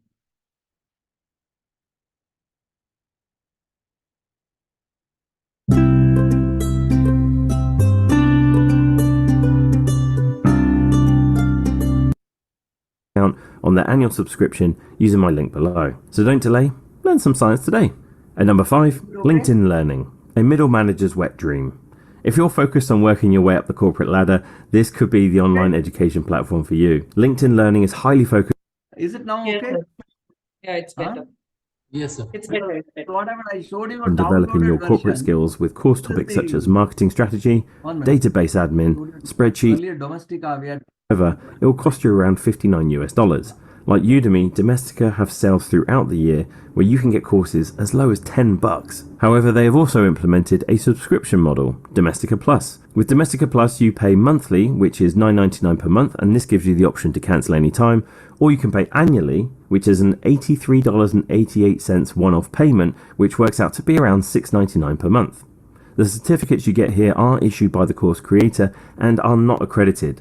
Like I mentioned earlier though, for creatives, it's more about expanding your practical skills and building out your portfolio. So definitely check Domestika out. At number 7, Code Academy. The need for IT professionals grows every year, and if you're looking to get into programming or an IT job, look no further than Code Academy. Course topics include Python, SQL, C++, data science, cybersecurity, just to name a few, and the courses are created by an in-house team of actual software engineers. But what makes Code Academy stand out the most is that they are very career focused. Code Academy have so many career resources. They show you exactly what you need to learn and the steps you need to take to land your dream job. There's career advice, interview help, a Discord group, and more. In any industry, guidance from the people who have done what you're wanting to do and become what you want to be is priceless. And on that note, you can actually get started on Code Academy absolutely free. However, they also have a subscription model, Pro Lite and Pro. The main difference between these two is really what makes Code Academy stand out for me, and that is the career advice. If you go for the Pro version over the Pro Lite version and spend just a little more every month, you could be on your way to the IT job you desire the most. And if you're a student, there's also a Pro student membership that's 50% cheaper. So check out Code Academy today. Number 8, Masterclass. If you don't want to be an idiot sandwich, do Gordon Ramsay's cooking courses. If you don't want to be a bitch mother, do Samuel L. Jackson's acting classes. That took quite a few takes. So Masterclass has classes from the world's best chefs, business minds, musicians, actors, writers, filmmakers, sports stars, and more. These aren't typical academic courses, so there are no certificates here. But what you're gaining here is knowledge and insights from the best of the best. The masterclass subscription model varies only in the amount of devices you wish to learn on and is billed annually at $180. As of making this video, you can actually gift a membership for free with your annual subscription. There's no online education site quite like Masterclass. The knowledge you can get from someone who has achieved the pinnacle of their industry is priceless, or in this case, $180. Check out Masterclass using the link below.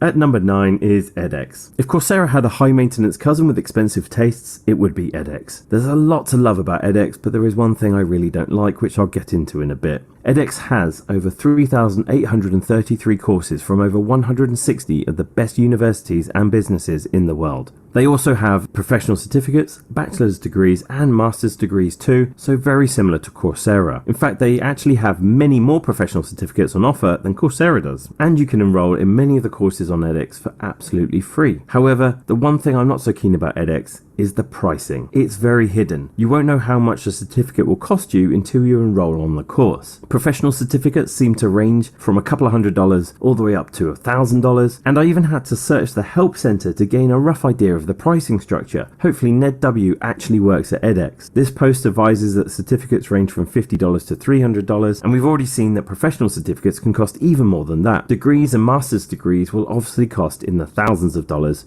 like anywhere else really. So this is exactly why I said at the beginning, $399 for the Coursera Plus subscription is absolutely amazing value, where you get unlimited university certificates and their professional certificates for that one-off price of $399. However, you really can't deny the value of the free education edX offers, and if you've got the money, the large collection of professional certificates are definitely worth checking out. And last, but definitely not least, Khan Academy is a 100% free, not-for-profit education website that offers school-level education in maths, science, computing, arts and humanities, reading and grammar, and even life skills. With most people in society today forgetting that the words an, are, and many even exist, I would highly recommend most people check out the free grammar course, especially if you're getting into marketing or entering the corporate world. The courses on Khan Academy are created by many actual teachers and passionate education professionals. Khan Academy does not offer any form of certification, as the courses here are meant to supplement your regular learning. Like I mentioned before, this site is 100% free, but you can donate if you wish to support their mission to teach as many people as possible. And that is the 10 best online learning websites you can find on the internet today. So which of these are you thinking of checking out, and which course are you thinking of doing? That's about the 10 online courses providing various initiatives, various certificates and all. So we have I come back to the PPT. See, Coursera org is a site which talks about Coursera. We saw that there are in 2023 the top sites for learning, has been very beautifully explained by this gentleman. And now Coursera is one of the world's, I would say popular sites which offers many courses. You have Masterclass, you have edX, you have Khan Academy, you have Domestic. A lot of sites were shown focusing on different segments. Coursera, has a lot of tie-ups with international universities, and they offer good courses. I will show you how a Coursera site operates. We will see once I go through this session. I will just show you 3-4 sites. I'll demonstrate them so that we can thereafter, close the session. Now, when you want to buy a good learning management system, what does it do? A good learning management system tracks reporting. It maintains records of the participants in a program. Then does a student performance evaluation periodically, and it has a personalized communication. Like it says, you have come on, go ahead, you have scored very well. It's only a matter of few more modules, finish it off, and you are doing extremely well. These kind of motivational messages keep coming to the participants from the system, and then it gives MIS report on various performances of individual students, about courses, about students, all these kind of reports it provides. And 6, it is very, very cost effective. So when you want to buy a learning management system, you need to see whether these 6 items are correctly available in the system which you are planning to buy. When you want to buy the right e-learning platform, what you should do as a training manager? One is you define your goals and you assess your audience. Who is the right, what is the kind of group you are addressing? And third, look at the content and course variety provided in the e-learning platform. Range of, the platform's range of courses and contents. It should offer a diverse selection that matches your interest or your industry requirements. And look for platforms that allow you to create, upload, and customize contents easily. Then it should have a user-friendly interface between the learners and instructors. What is the most challenging, discouraging factor in e-learning platforms is the difficulty with which they can have a user interface. So if any learning platform is very easy for both learner and instructors to go into and perform their respective activities, that is a good platform. And if there are about 4 or 5 vendors who are offering, make these things, the 6 or 7 points that I have discussed, as as your technical evaluation sheet, and then you start evaluating various vendors. Interactivity and engagement. That is, engagement is very, very critical for e-learning. Otherwise, the employee gets bored or the learner gets bored and he walks away. You should not allow him to just abort a program and run away. We should make sure that he is fully engaged. And if a learning platform does not provide such things, you can score on these parameters how each learning platform gives you a return, and choose that which is most suitable for your company, because every company has a different requirements, and the training manager with his experience and seniority in the company will definitely understand whether the platforms will fit in, whether the employees will be happy to have that kind of a learning platform to drive their learning journey. And similarly, flexibility and compatibility. The platform should be flexible and compatible with different devices. I recall you put a learning platform and that fellow will say, sir, this will not work in Android system. This will not work in iPads. This will not work in Apple. This will work only in Windows. These kind of compatibility issues. Then this will, in your smartphone, this will not work, sir. You need to buy one more connector. You need to pay some more money. And our system doesn't work. All these kind of problems will come only after you purchase the system. So before that, you need to, while evaluating, you need to check with them all these aspects. Now, progress tracking and analytics. Good e-learning platforms provide detailed analytics, and especially with respect to an employee learning journey and the instructor's plan versus actual performance. Then the learning platform should give good customer service. See, what happens is, I recall when if you buy a big system, if you have a major problem, you need to first log in your complaint. I'm not audible properly. What happened? Or is it a problem with my connection? Sir, it's your problem because we all are able to hear, sir, properly. Just check. Yeah, we all are able to hear clearly. Yeah. You are able to hear, no? Okay. Yes, Now, sir, yes. when you choose the right e-learning platform, your support and customer service has to be good. Like I'll give you an example. I had been, head of information systems functional for HPCL for a period of almost close to 6 years. Now, during this period, my experience had been any big software you buy, if you have any major problem, first thing they will say is you initiate a complaint. Then the moment you log in a complaint, you call the customer relationship manager and tell him I have logged a complaint. Please look into it. Normally what happens is the complaint is responded to by somebody sitting in a different corner of the world. That fellow will look at your complaint. He will try to study. He will ask you a series of questions on email. And you must have somebody knowledgeable to keep on responding to him about that particular complaint. If you don't respond, they will not come back to you because some guy in some country will be doing this service for you, especially if you have a global product. And by the time you get your complaint resolved and your technical issues resolved, and it should not take more time. So you have to, at the time of buying any e-learning platform, talk to the vendor and first find out what is their customer service and support system.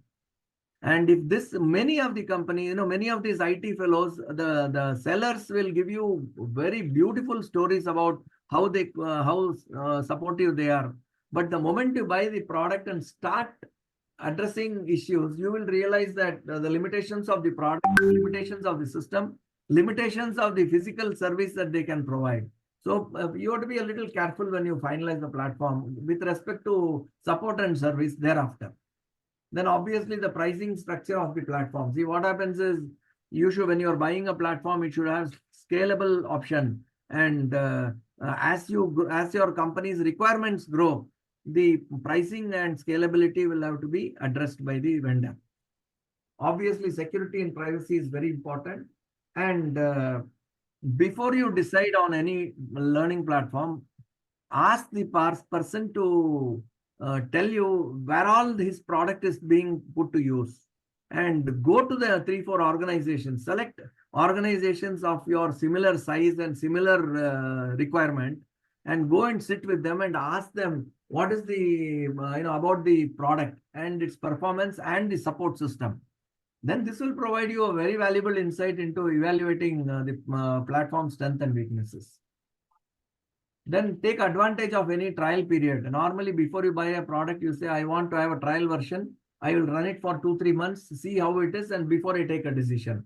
Then you take a few demos and trial period, and then decide on the product. Then updates and future proofing is very, very important. Whether the system can update itself regularly, keeping in tune with the latest and contemporary industry trend. And ensure that you only retain the ownership of the content you create and put it in the platform. What they say is that many platforms have these restrictions that you don't, don't have any, even if you create a content, that content will belong to us, or if we provide it, all kinds of combinations they will come out with. But remember, content ownership always should be with you. It cannot be parted with, because that is your intellectual property. So these are some 14 points you need to keep in mind when you are choosing the right e-learning platform for the company. Now, we will talk about Moodle. Moodle is a free and open source learning management system, and it is available for public at random. Moodle means module object oriented dynamic learning environment. This was developed by a guy called Martin Dogiamis. I'm just putting it, underlining it, leaving it for you to go through the website and see about all these things. I do not want to spend more time on the background of this party and things like that. So Moodle is, it is a very, very robust online system, learning management system. Many universities use, many organizations use. It's for doing the course, or for many training departments use Moodle as a software, and they train where the expenses.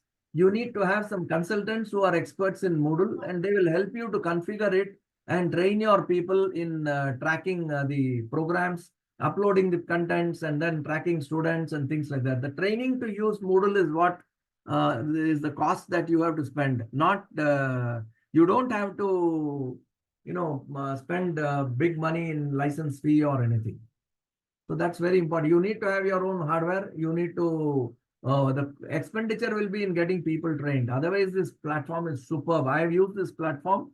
I have seen this platform to be one of the best. But if you go through the sites and all, many people will not talk about Moodle because it's a free and open source. There are paid learning management systems also that are sold. Now, when you use Moodle, this year they have said Moodle mobile. See, Moodle started off initially, and it now Moodle is available even on a mobile system. Now, what it happens is the biggest advantage of Moodle is you can access content anywhere, anytime. Moodle has integration with other tools.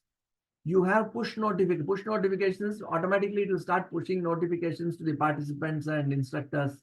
And you can upload various documents. It is a easy to use interface. It's totally free. That's the biggest part. It's Moodle is free. There is a continuous support with Moodle, and you have multi-user and multi-site support, and you have multi-language support. You can view courses at a glance. You have activity completion, notifications and also messaging, and you can collaboratively put a message in Moodle, and you can have assessments. And of course, any payment you want to do, there is a PayPal integration also. These are some of the benefits which I have, seen. I have picked it up from the information sources that are available, and it's a very dynamic and robust site. We will see what a Moodle org is, what a Moodle.com also, and we will go through these sites. And there is also, I just thought I will show you a learning management system of Government of India also. I'll just show you these sites, and after this we will. I'll just demonstrate some sites. After this, we will adjourn for the day.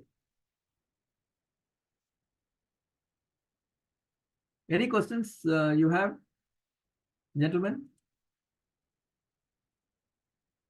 Hello. Sir, just wanted to ask you, this Coursera, you're using Coursera as well? Yes, I'll show you Coursera. Okay.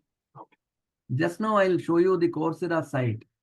Because I do a lot of free courses and in Coursera. 1 minute. I'll just show you Coursera.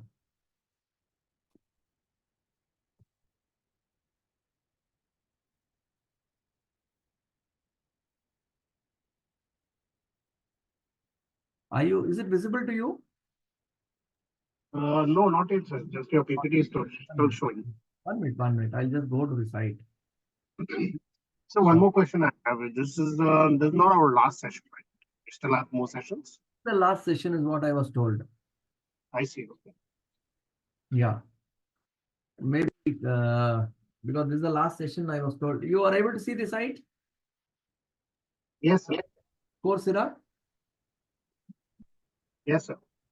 See, this is a Coursera site, and here you need to log in. You can see join for free. You can always join for free. There is no issue. You can see this. I'm just navigating it. Can you see the hand coming join for free? Extreme right, top right. Yes, sir. Yes, sir. You can join for free in this. Now I am logging in because I am already, I have already logged into the system. You can see that my email ID and my password are coming. Okay. Correct. Now I'll just go into the system. I'm just showing you a small demo. See, this gives, if you see, go to the top right, it talks about my courses, my profile, my purchases, my updates, my settings, updates and accomplishments, and the help center logout. Is it okay? Yes, sir. Yes, sir.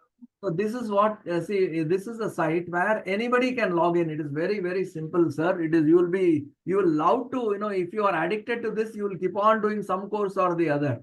That I can tell you that, because I was at one stage, during COVID time and all, I used to just go through this, various sites, and my habit was to go through these sites because we had nothing else to do at that time, sitting at home. Now, if you see my accomplishments, just look at it, you will see. You can see that I have done the courses. You can see name verification. Your name, Radhakrishnan Ramratnam, is verified. This is the name that will appear on your certificates. Okay, any course I complete is the name I'll get. Now, you just see the courses that have been completed. Getting started with AWS machine learning, how Google does machine learning. These are some of the courses, and it also says grade achieved. Can you see this? Yes, sir. So if you want to take a new course, it will tell you, you can always take a new course, and these are the courses, completed courses. What it also, that means there's a test associated with it. And if you see this, the other completed courses, there is inspiring leadership through emotional intelligence. And Case Western Reserve University. See, this is a course era is an online learning platform where you can select a course from the university you want. You can see the universities that are. I have shown you the courses which are conducted by companies like Amazon Web Services and Google Cloud. Okay. You also have courses which are conducted by universities. Case Western Reserve University, Duke University. If you see oil and gas industry operations and markets from Duke University. And it also gives you there are some courses where a statement of accomplishment is given. Some courses where a statement of accomplishment is, you can take it upon completion of the course and payment of a fees. And some courses, they will say you grade achieved, but you have not taken the statement of accomplishment if you don't pay the fee. That's the reason. That's why. And it talks about, see, for example, see the diversity in courses which different universities have and this particular platform offers.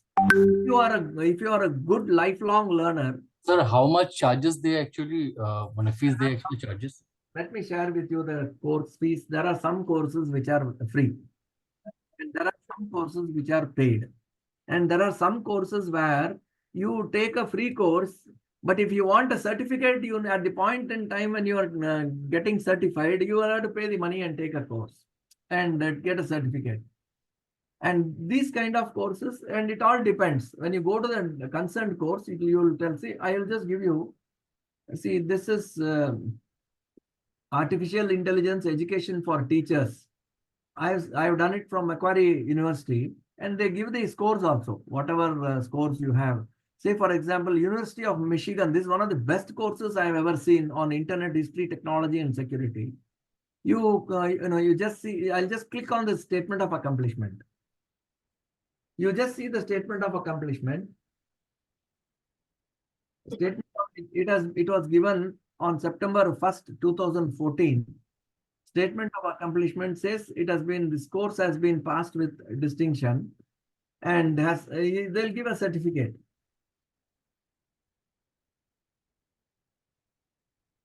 And normally when you want, you can take this kind of certificate, you can download the certificate and it will come on your system. That's how it is. So, 1 minute.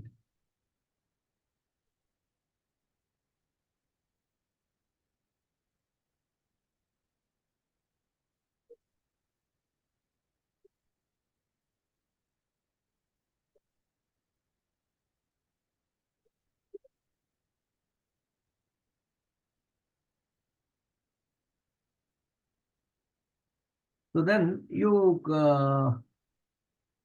what it says is, it talks about my courses. I'll just go to my courses. And it will give you the courses that you can do.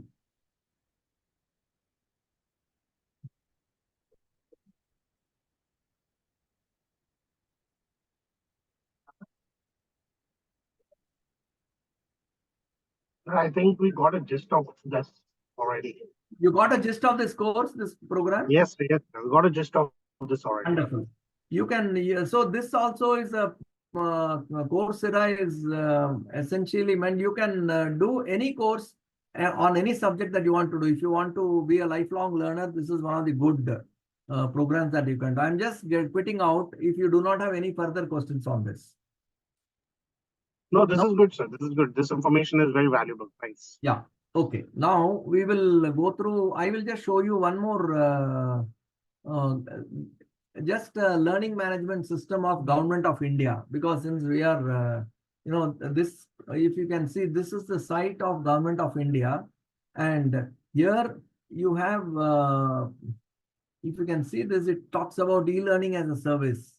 NEGD offers e-learning as a service to government departments. This they have created for their government departments, and they have onboarded so many departments, and this NEGD LMS for other departments. Learning management system is an e-governance, a pioneering project under Digital India program initiated by Government of India with a vision to transforming India into digitally empowered society. And you can see here the courses which are offered by on this LMS, and how they have also to get started. It also talks about how you can get started and enroll yourself in this particular site. This is a typical LMS of Government of India. And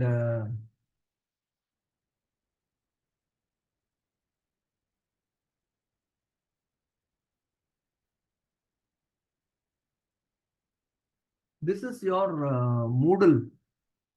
Moodle as a platform, Moodle.com India. What they do is they take corporate LMS premise. Then, when you talk about, there are 2-3 versions of Moodle which they have, because this is a commercial system. So people ask, you need to pay money and get the software is free, but other services are paid. That's what I'm saying. See, what they have is, there are 2 things which you want. There is something known as on-premises version and SaaS hosted. SaaS is software as a service, and you have on-premises. That means if you are a large organization, you can have Moodle within your premises in a closed-loop network. That is called an on-premises version, which means if you want to have an on-premises version, it will be available only within your company. It is in your internal net, it will be available. If you want to take it as a software as a service, and if you want to put it on a cloud, so you can use a cloud version in which it will your entire company's learning history and learning journey and employee records will be hosted on a cloud. And based on that, you will have to use the either it is nothing but your decision to make it either in-house or you put it in the cloud. Many people have apprehensions of sharing employee data and learning data on the cloud, so they prefer online version.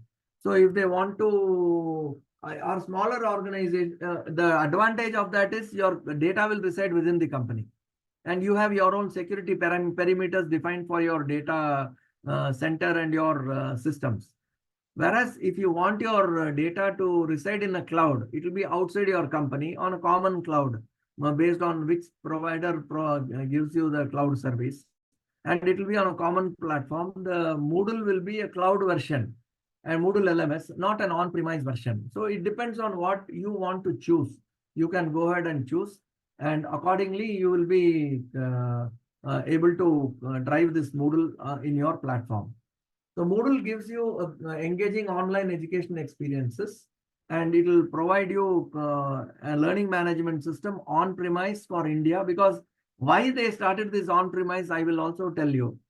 See, people were saying government organizations who are large buyers of the software had a restriction that their data should not reside elsewhere in the world. And therefore, many of the companies offering cloud services told the government that we are having our own cloud centers in India, and that will be easier for people to use a cloud version. So until those things got stabilized, many government companies do not want to put their data on cloud. So what they were doing, they were going in for on-premise solutions. So Moodle also said they will provide on-premise solution. That is one of the reasons. But Moodle as a software provides all very good experience to the people, and all you need to do is to just log in and get into the system, where you will be in a position to create you will be able to create courses. You will be able to create the content managers, administrators, or educators, and you will be able to create your own platform for learning. You can map the participants, you can map the courses, you can map the educators, and you can conduct the programs, and you can also conduct online tests through Moodle, and you can give an online evaluation to the participants, and you can track the journey of participants through Moodle. This is, if you just go through Moodle, you will be able to complete version of how your Moodle, you can track the courses and line up the courses in an open platform. I'll just show you moodle.org if you go.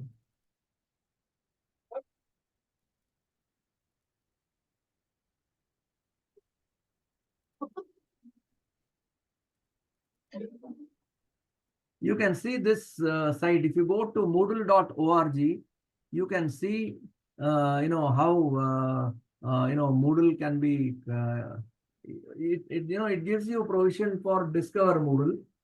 Then download Moodle Learning Management System version 4. Then how you can join the Moodle labs, how to install Moodle, how to set up course. It is a self-supporting system for installing Moodle, setting up your course, how to upgrade Moodle, how to pick up Moodle plugins, then how to attend a Moodle boot and community forums. Everything can be learned. It is a self-sustaining, self-learning process of setting up Moodle. And you have here forums, documentation, downloads, demos, tracker development and translation. And all you need to just log in or set up your own login system, and you can create, if you want to have some training program, identify one small group of participants, set up your own, you be the administrator, you build the learning content, and you see how you can use Moodle as a robust LMS for, having your own systems. This is all about Moodle. Moodle is a learning management system, which is an open source platform where anybody can log in. You can have Coursera is an online platform for e-learning courses, whereas Moodle is essentially meant for training managers, training administrators, and training and development heads, where they can create online programs on this platform for various functional departments. You can have homogeneous groups, you can have homogeneous programs, heterogeneous groups, and you can map a person to a program and track the learning journey on this Moodle. In fact, it's one of the robust systems. If in India today, there are consultants who help you to set up Moodle, in your organization. If you want to test, you can call a consultant and have a small test done and learn from this. You will get a lot of enormous learning from this Moodle system. Now, can I show you one small demo? Or can I show you one small audio visual? 10 minutes? Yeah, sure. Go ahead, sir. Yes. If it's okay with you, I can show you that. I'll just do that. 1 minute. Because you will, what I have spoken can be reinforced through this learning.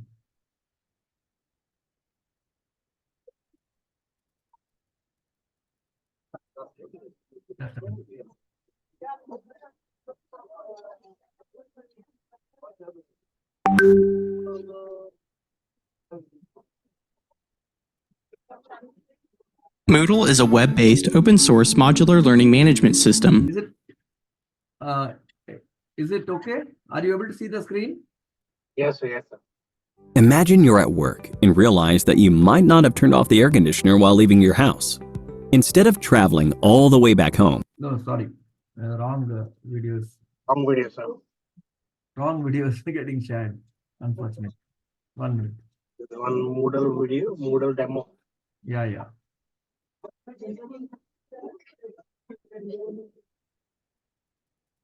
There are two videos. I'll show you both the videos. Moodle is a web-based, open-source modular learning management. Okay.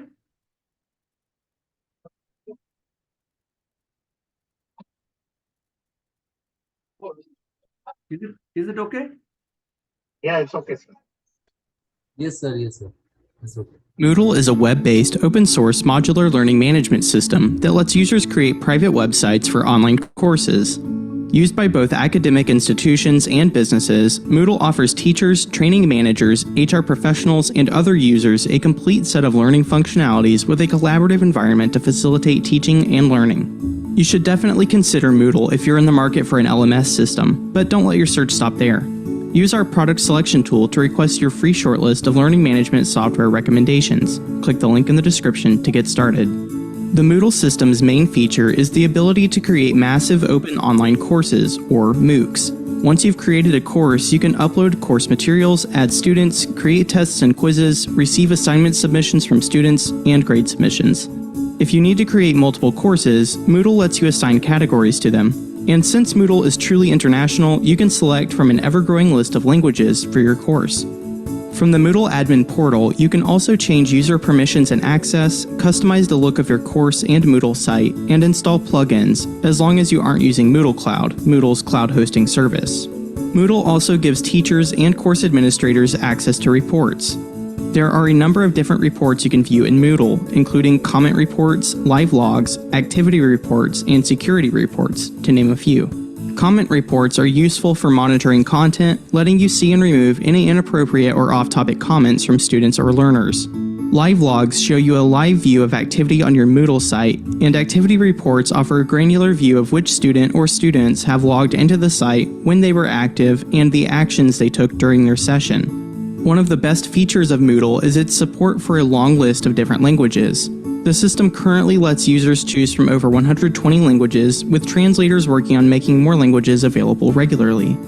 You can localize Moodle into your own language, and you can also create courses that display in multiple languages. Like many LMS solutions, Moodle lets you create and award badges to users based on their accomplishments. However, users aren't currently able to add badges to their LinkedIn profiles. This is likely a non-issue for students, but for professionals, it is disappointing. Moodle allows users to customize the look of Moodle sites, but doing so isn't very beginner-friendly.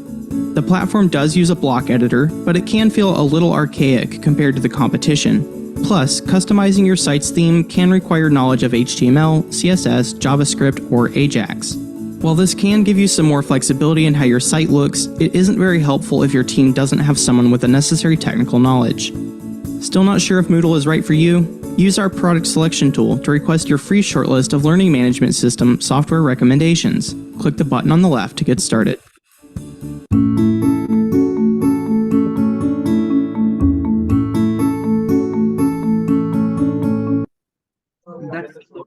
That's about Moodle demo. There's one more video which I would want you people to look at on Moodle, which will help you to get a better understanding also. Yeah. Do you mind sharing this link?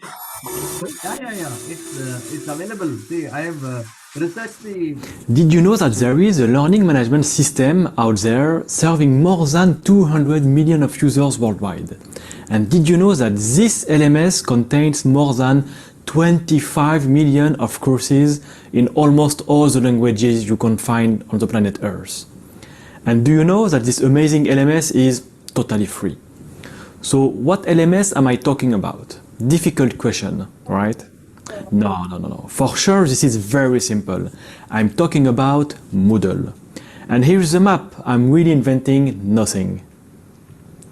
So hi guys, I'm David Daoud. I'm the founder and CEO of Elan Tuvo, a digital learning agency I created here in Hong Kong in 2016. So we delivered for companies, NGOs and public organizations hundreds of If the video is hazy, can I make it online?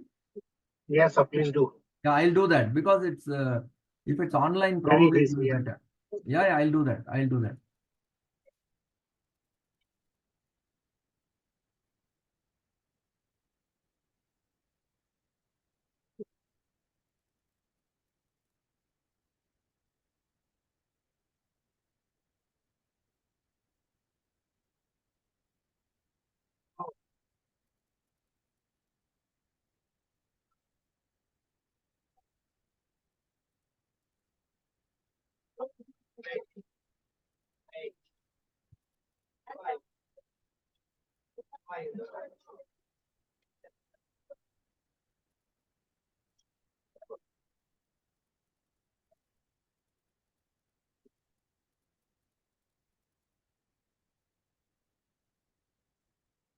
When I used this 9-word technique, my friends laughed at me. But when I manifested a new house and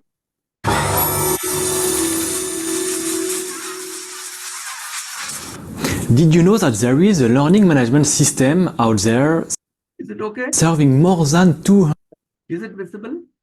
Hello? Yes, sir. Yes. Yes, sir. Yeah. Yeah. million of users worldwide? And did you know that this LMS contains more than 25 million of courses in almost all the languages you can find on the planet Earth? And do you know that this amazing LMS is totally free?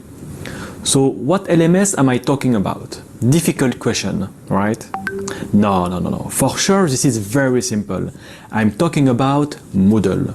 And here's the map. I'm really inventing nothing.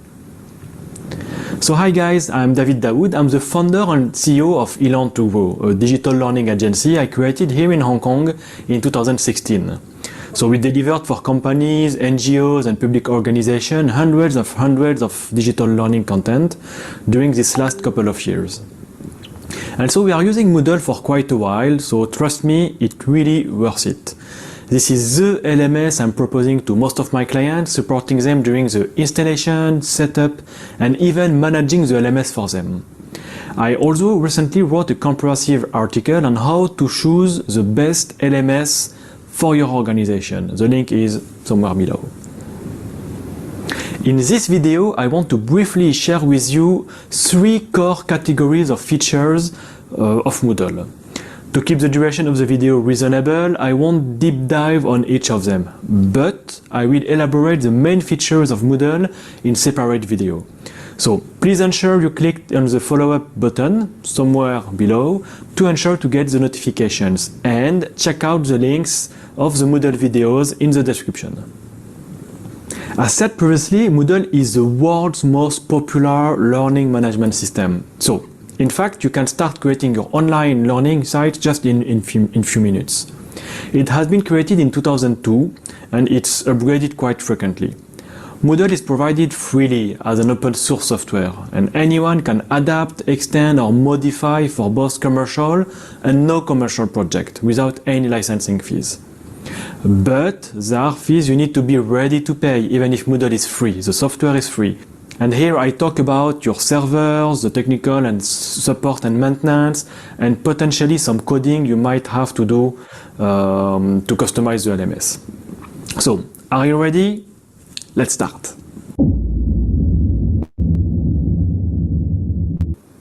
Category 1, general features. So Moodle is modern, easy to use, and it has been designed to be responsive and accessible. The Moodle interface is honestly very easy to navigate on both desktop and mobile device. And here I can show you, I love it. So easy. You see that? Really impressive. Wonderful. And it's free. You can also personalize your dashboard with displaying the current, past and future courses along with all the tasks due. And you have a collaborative tools and activities. So you can work and learn together in forums, wikis, glossaries, database activities and much more. And you have many other features such as all-in-one calendar, convenient file management, and a simple and intuitive text editor, notifications, progress tracking, etc. etc. Category number 2, the administrative features. Moodle has a customizable site with all the design and layout that can quite easily customizable, using themes with your logo, color and much more.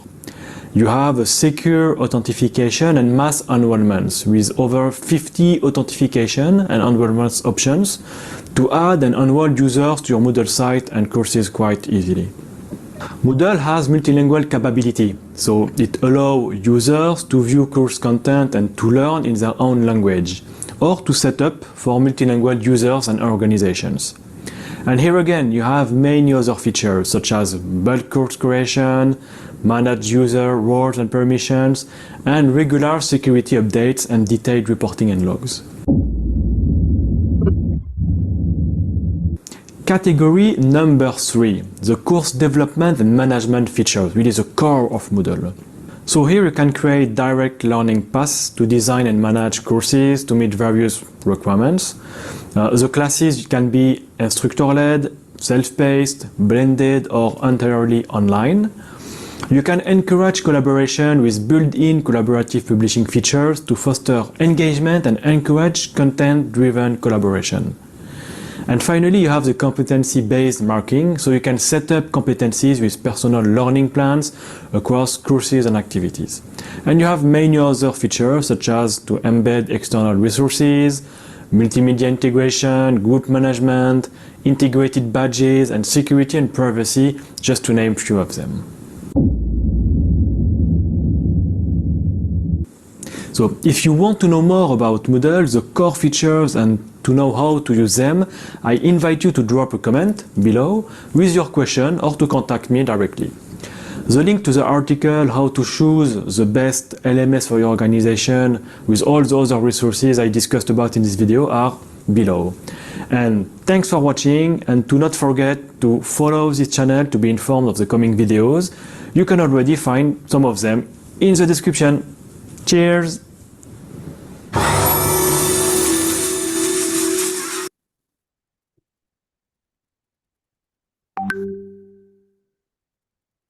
Yeah, I think Thank you for sharing the video, sir. that's that brings the end of our session for the day. I'll just 1 minute. Thank you, sir. Thank you so much. We will just a minute. Thank you, sir. 1 minute. Huh? I'm trying to. Yeah. See now. In fact. Thank you, sir. Just a minute. Yeah. We have come to the end of my session. See, if you talk about digital transformation as far as learning and development is concerned, it's very, very vast. And today, the digital learning has taken a different, I would say, dimension altogether. And it's being more and more welcomed by organizations because the training budget on travel and stay can be effectively utilized for making contents and having robust platforms and assessing the people better. Any questions you have on what we learned so far? No, sir. Everything is good. Everything is very clear. I hope my sessions were useful to you all, because I always believed in one thing, that in this kind of an environment, having a monologue is it'll be a little difficult for people to assimilate. And therefore, I just, I did a research on how I could make it more interesting by supplementing whatever I'm stating through audio visuals. That was the plan which I thought I'll adopt for this particular course. Because my experience of teaching technology to people is that they would want more visuals to be seen rather than talking something which is abstract. I hope, I do not know to what extent it has been good, I would say, experimentation of training people in this manner. And I hope you enjoyed. Yes, sir. Yes, sir. Absolutely. Thank you very much. Very encouraging. I'm concluding my session on a day when there has been a convocation in the morning for your previous batch probably. And I think next time I would like to see you all also in a great convocation, participating in a convocation and getting your diplomas. I think it's a very, let me share with you, when I passed out from ISTD diploma program in the year 1996. I should share with you, I had registered, I think sometime in 93. And instead of completing it in 95, because I had 2 transfers in between. I was, and therefore, when the examination was slated, I was moved out. Then I couldn't complete my project work also on time, even though I passed all the theory papers on time. And I took